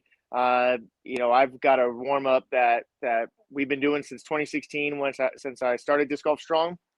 Pre-run warm up, don't need any equipment, but whatever you do, just get out there and move your body before. Now, another big thing is recovery. You got to be making sure that you are getting enough recovery in your life.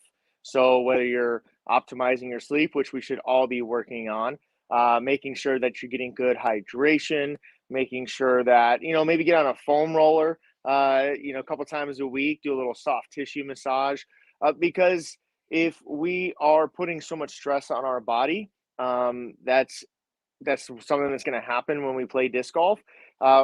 In addition to all the other stress that we put on our body, if we're not recovered enough, then we go out there and we're not going to be throwing as much as we can with optimizing our performance. We're going to be a little more fatigued, even if we don't feel it mentally. We're going to have a little more fatigue in our body, and that increases our risk of injury, and it doesn't help with our performance. So those are two big things: is make sure that you're warming up and make sure you're getting enough recovery. There we go. I love it. Your timing was perfect, man. It's almost as if we rehearsed that ahead of time. When you come on, I need 45 seconds of material because of my age. By the way, because I'm going to be on the pro tour next year, that's the first thing I said to Sean Jack. I said, how many holes between bathrooms? Not relevant when you're 20. Hugely relevant at 52. Yeah. Dude, that's awesome. I love this. So I got to spend a week with you doing Disc Golf Strong, and it's so smart and so good. And it's basically like the knowledge of like a movement coach and a personal trainer and all these other things, strength and conditioning. But then you have been able to take it specific to disc golf. One of the smartest things that I've ever heard that you said, and I'll acknowledge, I hate like everyone to admit that I'm wrong, but I was wrong about an idea I had, where I said to you, disc golf is one of the healthiest things you can do. And you said, well, I'll let you explain it. Why am I wrong? Well, disc golf is, there are many benefits to disc golf, health benefits to disc golf, many. But exercise and walking are good for you. Is this? Yes, but disc golf is performance. Disc golf is not health. Again, there are health benefits to disc golf, but disc golf is performance. It puts a lot of strain on our body, a lot of chronic stress on our body, and acute stress. And so when we go out there and we throw, we feel like, smooth is good and good is far. And how much am I actually putting my body? Like I said to you, Scott, is, that's like watching a Bentley drive down the road and be like, oh man, that ride looks so smooth. There obviously is nothing violent going on under the hood. There is, it's just better maintained. It's better, engineered, things like that. And so our bodies, while disc golf is something we love to do, we can, use it to burn calories. We can use it for the, psychological and the social aspects of it as well. We got to make sure that we're thinking about it as a sport, as something that puts stress on us. Awesome. By the way, yes, we went ahead and blocked that, just so you know. No, it's super smart. And like I said, I could not recommend it strongly enough. And just working with you. And I thought about something which is real interesting, is that we had done a private lesson a number of years back. So I was thinking that I might have even played a part in your disc golf knowledge base that this evolved from. Oh, no doubt. Yeah. Well, but here's what's real interesting, that the correlation here, and this is not on purpose, this is an after the fact observation, is that everything I teach as far as the correct, proper mechanics of disc golf to score the best, to throw the farthest, to hit your lines, also correlate with the type of movements that you should do if the goal was to protect your body and have longevity and not get injured. And that was interesting to me, because it's not out of the question that the thing that allows you to perform the best also hurts your body. And as athletes would have to choose, do I sacrifice my body to be better at sports? People do it in all sorts of other sports. And they're not wrong. If you're trying to be a professional athlete, what are your goals? If it's health, you do it one way. If it's to be the best, you do another. Turns out in disc golf, the correlation is 1-to-1. Like, we didn't disagree about anything about how you move, I don't think, right? No, we agreed on so many things, and yeah, that was a fantastic week, and all the conversations we had on the phone leading it up to it, talking about the technique, talking about strength and conditioning and performance, and all the talks that we had were fantastic. And I'm so glad that you were able to come out and visit and spend some time with me in Vegas, and we shot that. I think it was a pretty well in-depth, long series on your YouTube that It's it was a a pleasure to seven. be part of. It's a 7-part video series on my YouTube channel. It was a little bit specific to my training and what you did with me. So this is not a video that you watch and go. It's not like an instructional workout DVD where you watch this and here's what you do. You need to take the Disc Golf Strong course. You need to find the things that are specific to you, but it gives you an idea of how good this is. Real quick, is someone in? Oh, okay. So I got another trivia question I'm going to post. All right. All right. And you can't answer. You're not allowed. This is to win a quote. Now, most of these have been about disc golf questions, but I thought it'd be fun. I'm going to ask just one question to see if anybody, like how much people pay attention to me. So this is actually going to be just about me. They're not all like this. But I post about this probably once a year. Can anybody name my favorite song? And I'll give you a hint. Old school punk rock background here. So what is my favorite song? Can anybody, does anybody know my favorite song? Let's see. The longer, like, no one answers correctly, the more you're going to hear the sound of my heart breaking, like Ralph Wiggum on that one episode of Simpsons. Does anybody know it? Good at Cheese is good. Let's see. I fought the law of the Rock and Roll High School. Nope. The Clash. No, that's nope. Blitzkrieg Bomb. Nope. Too sexy. That's my theme song, not my favorite song. You said it's punk rock. What, 90s? I 90s. 80s? I was an old man 80s. By the 90s. No. I'll give you a hint in about 10 seconds because I won't drag this out. Like somebody's going to get it. Oh, it is 70s. It is absolutely from the 70s. Me First and the Gimme Gimmes did a cover of it. There we go.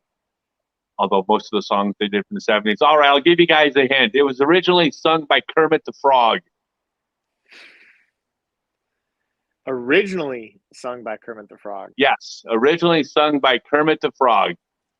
Who? Chad is saying. Now, if you guys don't know this, y'all need to do your history. It's the most beautiful song ever written. Jeff Beatty wins Rainbow Connection by Kermit the Frog. Awesome. That's not a joke. That's my favorite song of all time. I love it. That's great. That's all right, so here we go. Jeff, message us. Send us your address, and we'll send you a physical copy of the book. Or you can send us, just let us know you want the audio copy. We'll send you a link to the audio. It ain't easy being green. That's a good song, but it's not Rainbow Connection. All right. Do we have someone in there? No? Oh, okay, so we're still waiting. So you want to hang out for a couple minutes? We're waiting for the next person. I think we only have a couple more people on. Thanks to Adriana running things behind the scenes. Everything went smoothly. I cannot believe. Oh, Marshall James. Did Marshall James' answer come in first? If it did, Marshall, then you know what? Then go ahead and I'll send you a book as well. I'll send both you guys books, Jeff Beatty and both you guys. So send me your address or send me your, just let me know. We'll send you a copy of the audio book. Let me go mark this out. You know, animals singing songs on TV and movies is pretty fantastic. I'm taking my daughters to see Sing 2 here in about half an hour, and they cannot wait. Have you seen Sing or Sing 2, Scott? No. Oh, it's great. I mean, it's not Kermit the Frog singing Rainbow Connection, but it is. It's a great show, great movie, and. Mm-hmm. We did see, what was that one that we saw about the jazz musician in New Orleans? Oh no, I can't remember. The jazz musician. Hey, yeah. one more. Mm-hmm. Oh, I got one more quick question, and I'm going to go ahead and ask you now. Also, to win a Lucid X Felon from Eric Oakley. Eric Oakley messaged in and donated this, and he sent a question in as well. And the question he asked was a little bit too difficult to nail, so I'm going to make it a little broader question. Anybody can get this right, because even if you don't know it, you can guess and maybe get it. But Eric Oakley, Lucid X Felon, by the way, support him at whalesax.com and Infinite Discs. Whale Sax are awesome. What state did I first compete against Eric Oakley in? And if you just start rattling off states, you're going to probably nail it fairly quickly. It's not obscure. Who's got this?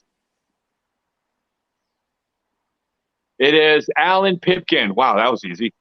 All right, Alan, you get a message me your address, and I'll get it out to Eric Oakley. And again, thank you, Eric. Whalesacks.com and infinitedisc.com support Eric. One of the good guys in the sport. I love Eric. Mhm, All right, absolutely. guess what? We're gonna move you over. We have one or two people in there. All right, we have another world champion in the green room, Seth. Ooh, So all right. we'll let you go. Merry Christmas. Give the Merry wife and the Christmas. kids a hug for me. Love you, Yep. dude. We'll see you on the tour. We'll see you in Vegas. Sounds great. Thanks, everyone. Have a great Merry Christmas. Love you too, Scott. I'll see you in Vegas. Take care. Awesome, man. Thanks. Bye. All right, let's see who's going to be on here. Hey, Hello. another world champion. Oh my Man, God. I'm They're having trouble diamond hearing dogs. you. Can you hear me? I can hear you perfectly. Can you hear me? Let's see. What did we do if we could hear it? Not really sure why. Let's see. I wish I knew sign language.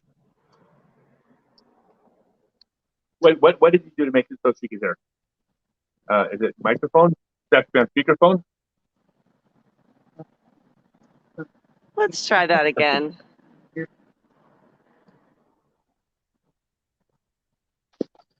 Okay. Can I you still hear me can't now? hear you. I'm not really sure what's going on. Let's see here. Well, let's see. I can help there, Scott. Let's see. Bluetooth, something or other. Here, will you text her? We are going to pick up the phone. Boop, boop, boop, boop, boop. We'll call you. Okay. So just hang out. I'm like, I wish I knew sign language right now.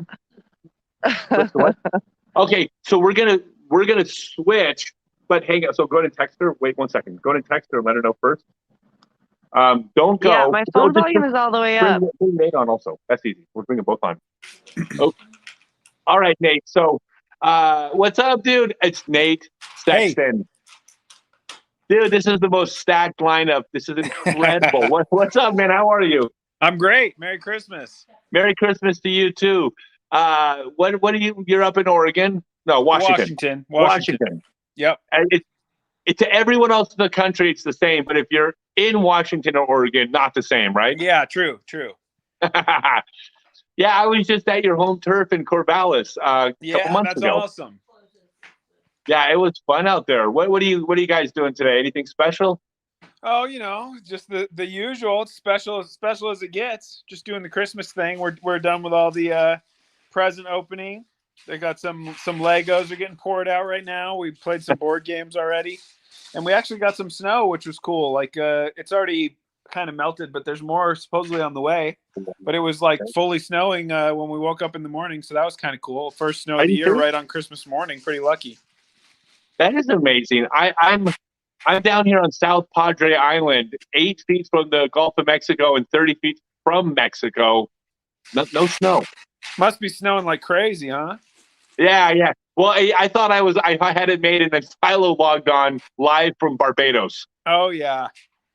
So we're like, well, okay. Philo played the trump card. Basically, I got an eagle and he got an albatross on that one. Yeah, sure. That he tends to do that. Typical Philo. So, hey, so I know you traveled a little bit less this year, right? Sure, yeah.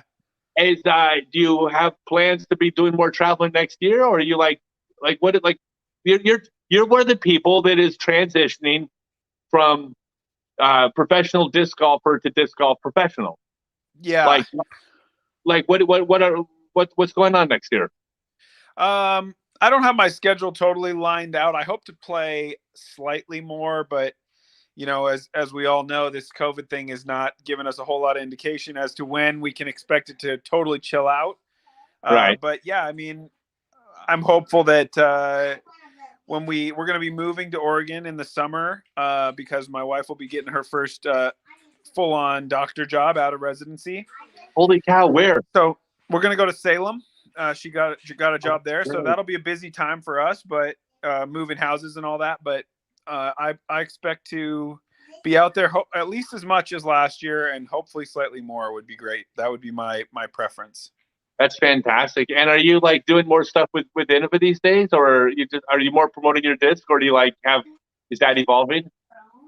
In terms of promoting my disc, they do a good job of it. I don't have to do too much. I just throw the things and tell people they're nice when I see them. But yeah, I have that team captain role, so I'm involved with some of our off-season work every year, where we're kind of figuring out who's coming under the team, who's leaving the team. Every year, it's kind of a carousel going around, and people are moving and coming and going. So I get to share my input there, and got a couple guys that I was advocating for added to the team this year. So that's always exciting, and people are really excited to get that opportunity. And I remember those days myself, so cool to be able to kind of give people that same opportunity that I got so long ago. Yeah. So I got a question for you. So you are the, I think, as far as Tour Series discs and them becoming valuable, expensive collector's discs, I think you're at the top. At what point between $20 and like $2,500 or whatever it is, at what point did your mind just get blown when you heard somebody paid that for one of your discs? Oh, I think it's been blown multiple times over. Like, years and years ago, I think $100 probably blew my mind. And, now, I've heard as high as 15,000. So, I thought it was like 2,500. It's kind of crazy, it's just kind of keeps blowing my mind over and over again. But yeah, man, it's crazy. I'm really thankful that it's taken off the way it has. And it's cool to see all those guys that are out there cataloging the collection and trying to figure out how many exist in the world of this type and this type and this type. And they have all the rarities figured out. And it's like, there's people that are just as hardcore about that as any baseball card or anything. It's fun to watch. It is. Well, I mean, what's amazing is that like you don't golf with discs, you golf with a bag full of Bitcoin. Yeah.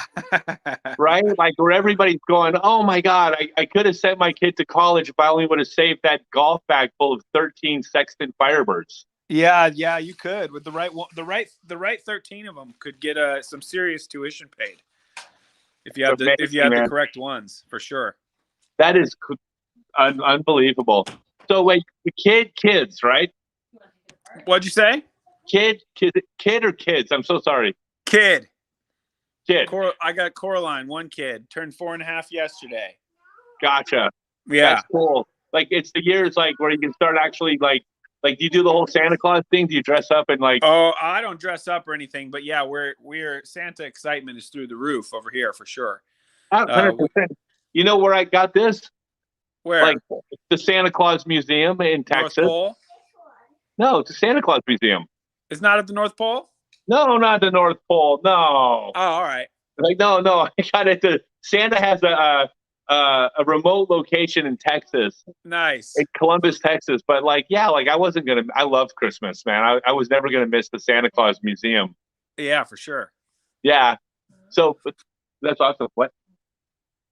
Oh, we have Sarah. Okay. Hey, so hang on for 1 second because we had Sarah with some technical difficulties. Let me bring in Sarah, and I'm going to let you go here. I know you want to get back to your family. Actually, cool. You know what? Don't worry about it. Go back to your family.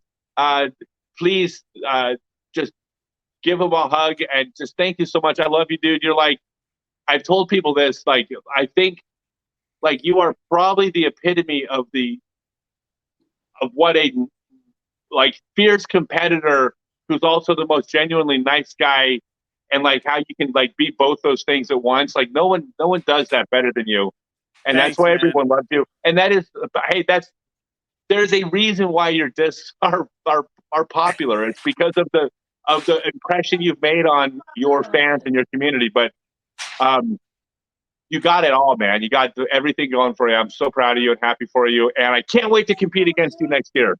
Let's do it. I appreciate it, man. Thank you. Awesome, man. Merry Christmas. Thank you so much. You too. Bye. All right. We're going to go back and try with Sarah. Sarah. Hi. Can you hear me? No. I can. You can. Okay. Yes. Merry Christmas. Okay, we got some below. So can you hear me?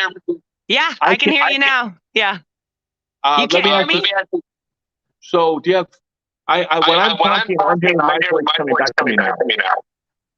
Do you have headphones on? No, I couldn't get them to connect. They connect to every other app, but when I turn the stream on, they don't work. So I took them off. Let me maybe I should let me close them up and see if this changes something. Yeah. Just turn the volume down on the speaker a little bit, and we'll deal with it. Is that better? Turn down my PC volume. Not on the PC side. Okay. Question. Oh, it says we're recording this. Well, you know what? This is going to be easy anyway. We're bringing everybody on for like 5 minutes, and so really just say Merry Christmas, everybody. Yeah, awesome. Well, I just am so thankful for you and the Frisbee community and everybody out there. Thanks for all the support this year. MVP to Sports has been wonderful. And man, I would not be the person I am today without the sport. So I'm just thankful that I'm in it at this time especially. So yeah. Plans for next year? Yeah, I will be on the road full time, and I'm excited to bust out some new skills and to see what I can do out there in this extremely competitive environment. Are you mind blown at the amount of good players there are in your field? It's so deep now, your field. It wasn't like that. Yeah, I don't know if I'm mind blown, but I've always known that there's that potential. You know, when you see people get a passion for the sport, you know, and you can see like this quick improvement. It rather than mind blown, I'm more just inspired by all the people around me making all this progress, and kind of kicks my butt into gear.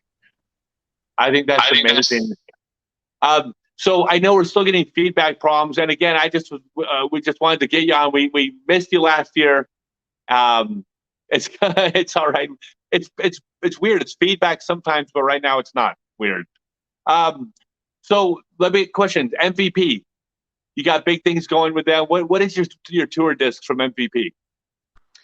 The Signature Neutron Crave and the Cosmic Trace. So grab those. They just restocked them in the latest restock, so they should be available. Also on the Pro Shop, you can check out mvpproshop.com.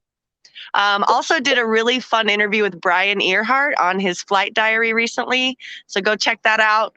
And then the Upshot recently just did a really cool podcast that's not out yet, but go check it out and go like save it in your favorites, because something very unique is coming out from that production studio. Really, I can't wait to do that, to hear that, and go buy the Sarah Hokum disc. You are one of my favorite people. We both come a little bit old school, right? Maybe. I try to keep it old school. We try. Yeah, it's interesting. It's an interesting balance, keeping it old school while moving into this new level of professionalism, and that's out there. It's but you walk the line. That's why everyone loves you. I mean, nobody doesn't like you.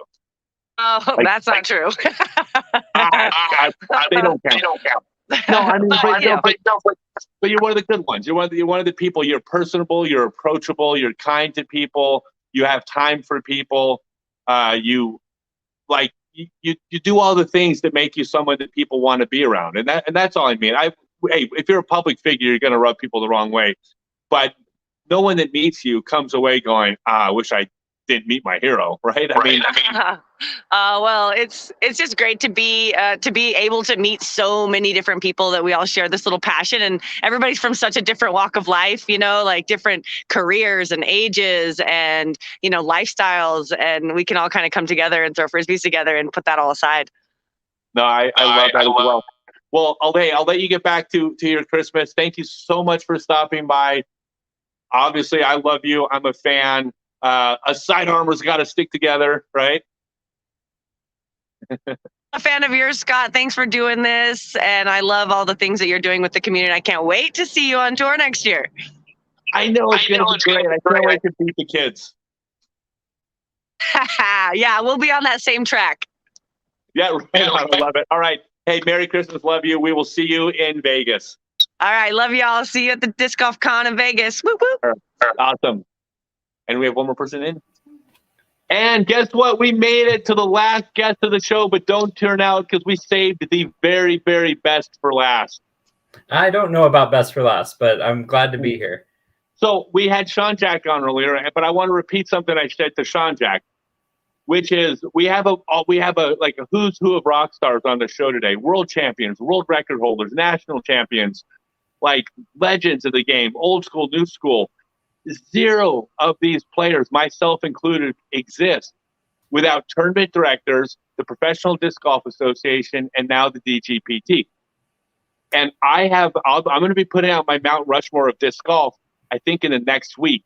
None of the 4 people on my Mount Rushmore are competitors. They're all people that built the sport, because without that, that's the foundation. So you are a rock star. You just don't you're probably humble or something like that. Well, actually, so I have a really good story from the end of the season this year. I got tickets to a concert while we were at the Tour Championship, and Jeff Spring ended up coming with me to the show, but we got there at different times. And by the time he made it to me, 3 different people had stopped him and said, "Hey, you're Jeff Spring." And so while I may not be a rock star, I'm definitely a behind the scenes sort of person. I think some of the top people, Jeff and maybe even Sean himself, are starting to see that trickle out of just the pros. Yeah, for sure. No, well, for sure. Like everybody, like everyone is a different piece in this puzzle, and I love that. But without all the pieces, a puzzle doesn't look very good, right? I mean, it takes everything. Yeah. And so like you have, I don't want to say a thankless job, but in a sense, it's fun to go out and play Frisbee golf tournaments and have people cheer for you. Like that's different than what you guys do. So it's special, man. And I appreciate you coming on very much. Yeah, well, it's I think much like you set out to have this be a place where, people who maybe don't have other things going on at this time could join in and be part of something. I'm just another one of those people sitting at home waiting for my wife to get off work. So I'm happy to be here. I love it. I'm like, my anxiety level is finally down. Like there's so many issues. Like, and I'll preface this by saying I love everywhere in the country, but we're in South Texas, and South Texas things break. Like they just do. And so the chances that the internet stays on for the entire 3 hours of the show was maybe 70% at best. And it did, and no technical errors. So like I'm mind blown. So what you're going to be out next year? Are you going to be out at all the events or? No, so So a little bit about myself for people who may not know. Yeah. I've been with the tour since 2017, and the image that Scott shared was the image from when I was brought on as a volunteer social media coordinator, right? And now I'm work in the back office, so to speak. I do the accounting, the HR stuff, all the literally the thankless stuff. To put the nail on the head from what you said earlier, but. What that means is that while I've experienced pretty much everything as far as like course setup and things out at our events, I'm sort of the guy who comes in whenever our staff needs to take a break to, go on vacation or need a weekend off. So I'll be out in Vegas, but outside of that, until we get to the middle of the season where we have like 4 events in a row, I probably won't be nearly as many events as some of our other staff will. Most of our staff that are on the road are at pretty much every event. See, you'll be doing the work, right? Hey, I got a couple of trivia questions that I haven't gotten to yet. You're not allowed to answer though.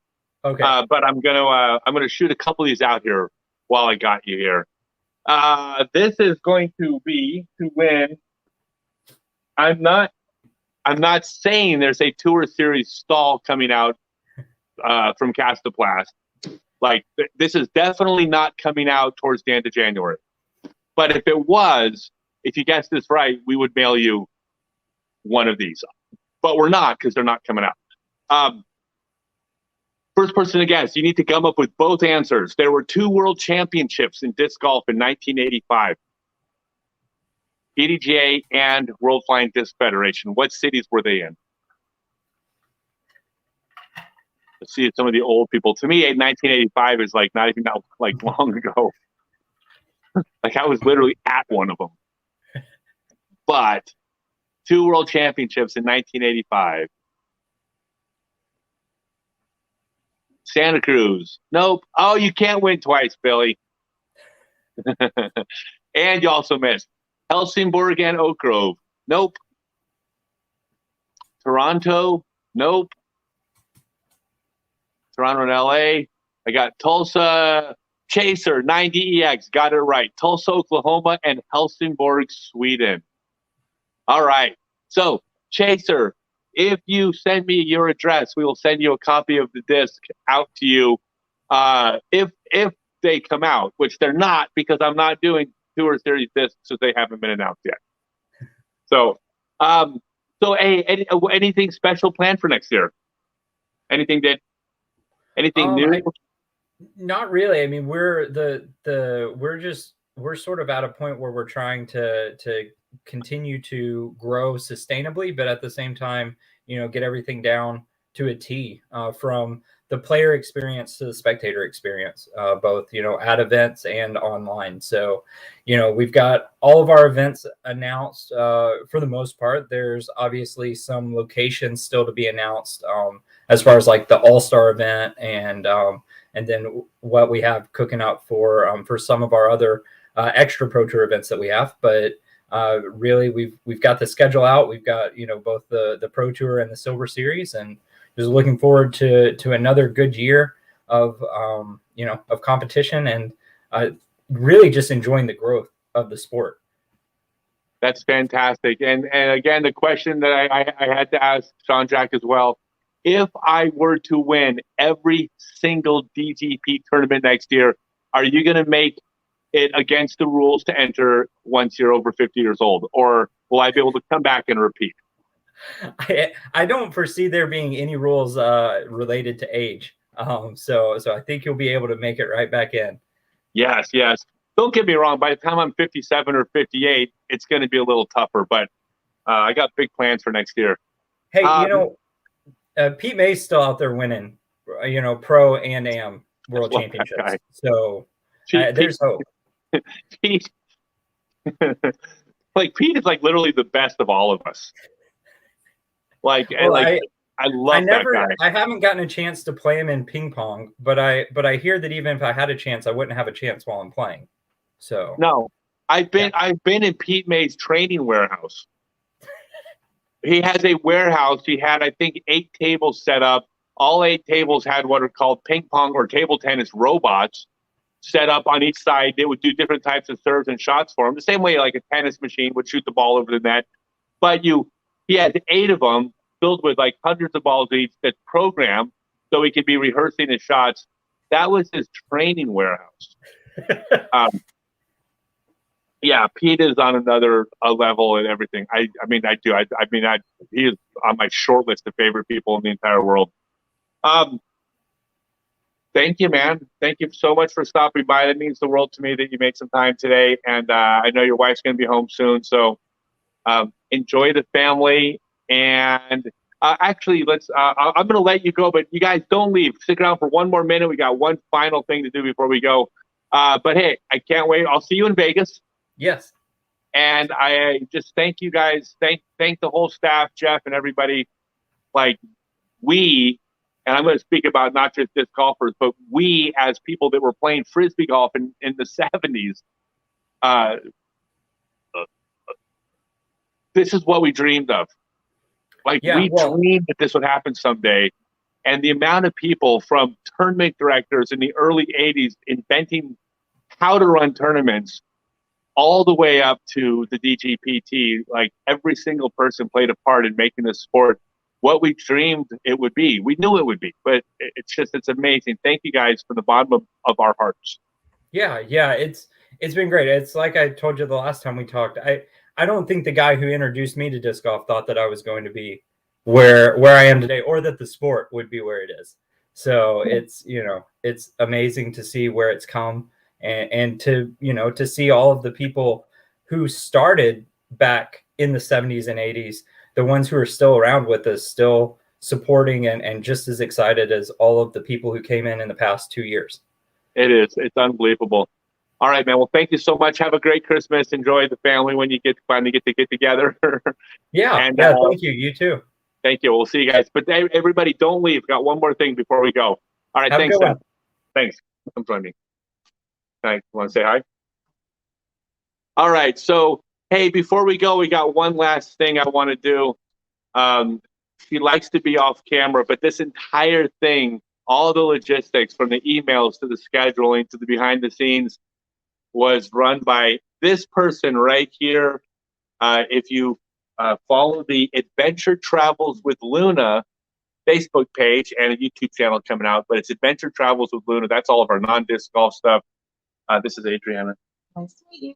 Thank you so much. And everybody say a quick get well for Jeremy Colling. Yep. He was scheduled to be on the show but couldn't make it today. Yeah, he couldn't make it.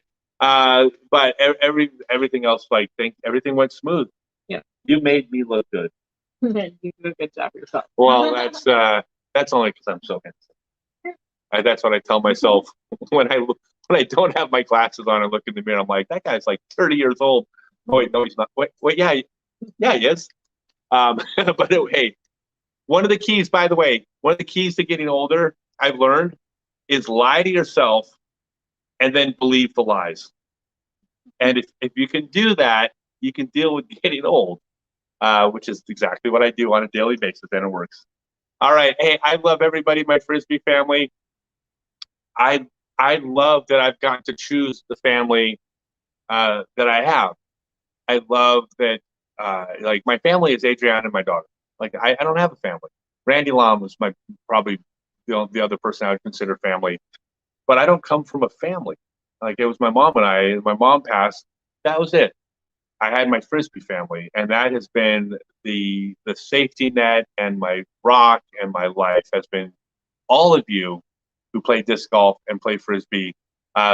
Even the couple of you I don't like, I still love because you're family. I do. I love everybody. Doesn't mean I have to like them, but I still love them. But you guys are the best. I can't wait to go out on tour next year. For those of you who are older who are following me, yes, I'm going to beat a bunch of the kids on tour next year. And I'm going to represent all of us. We can do anything. 52 is a number. All right. Love everybody. Merry Christmas. Enjoy the rest of your day. Safe. And thank you for joining. Yeah, thank you so much. Thank you for making this work. Oh, my God. We did it. Thanks.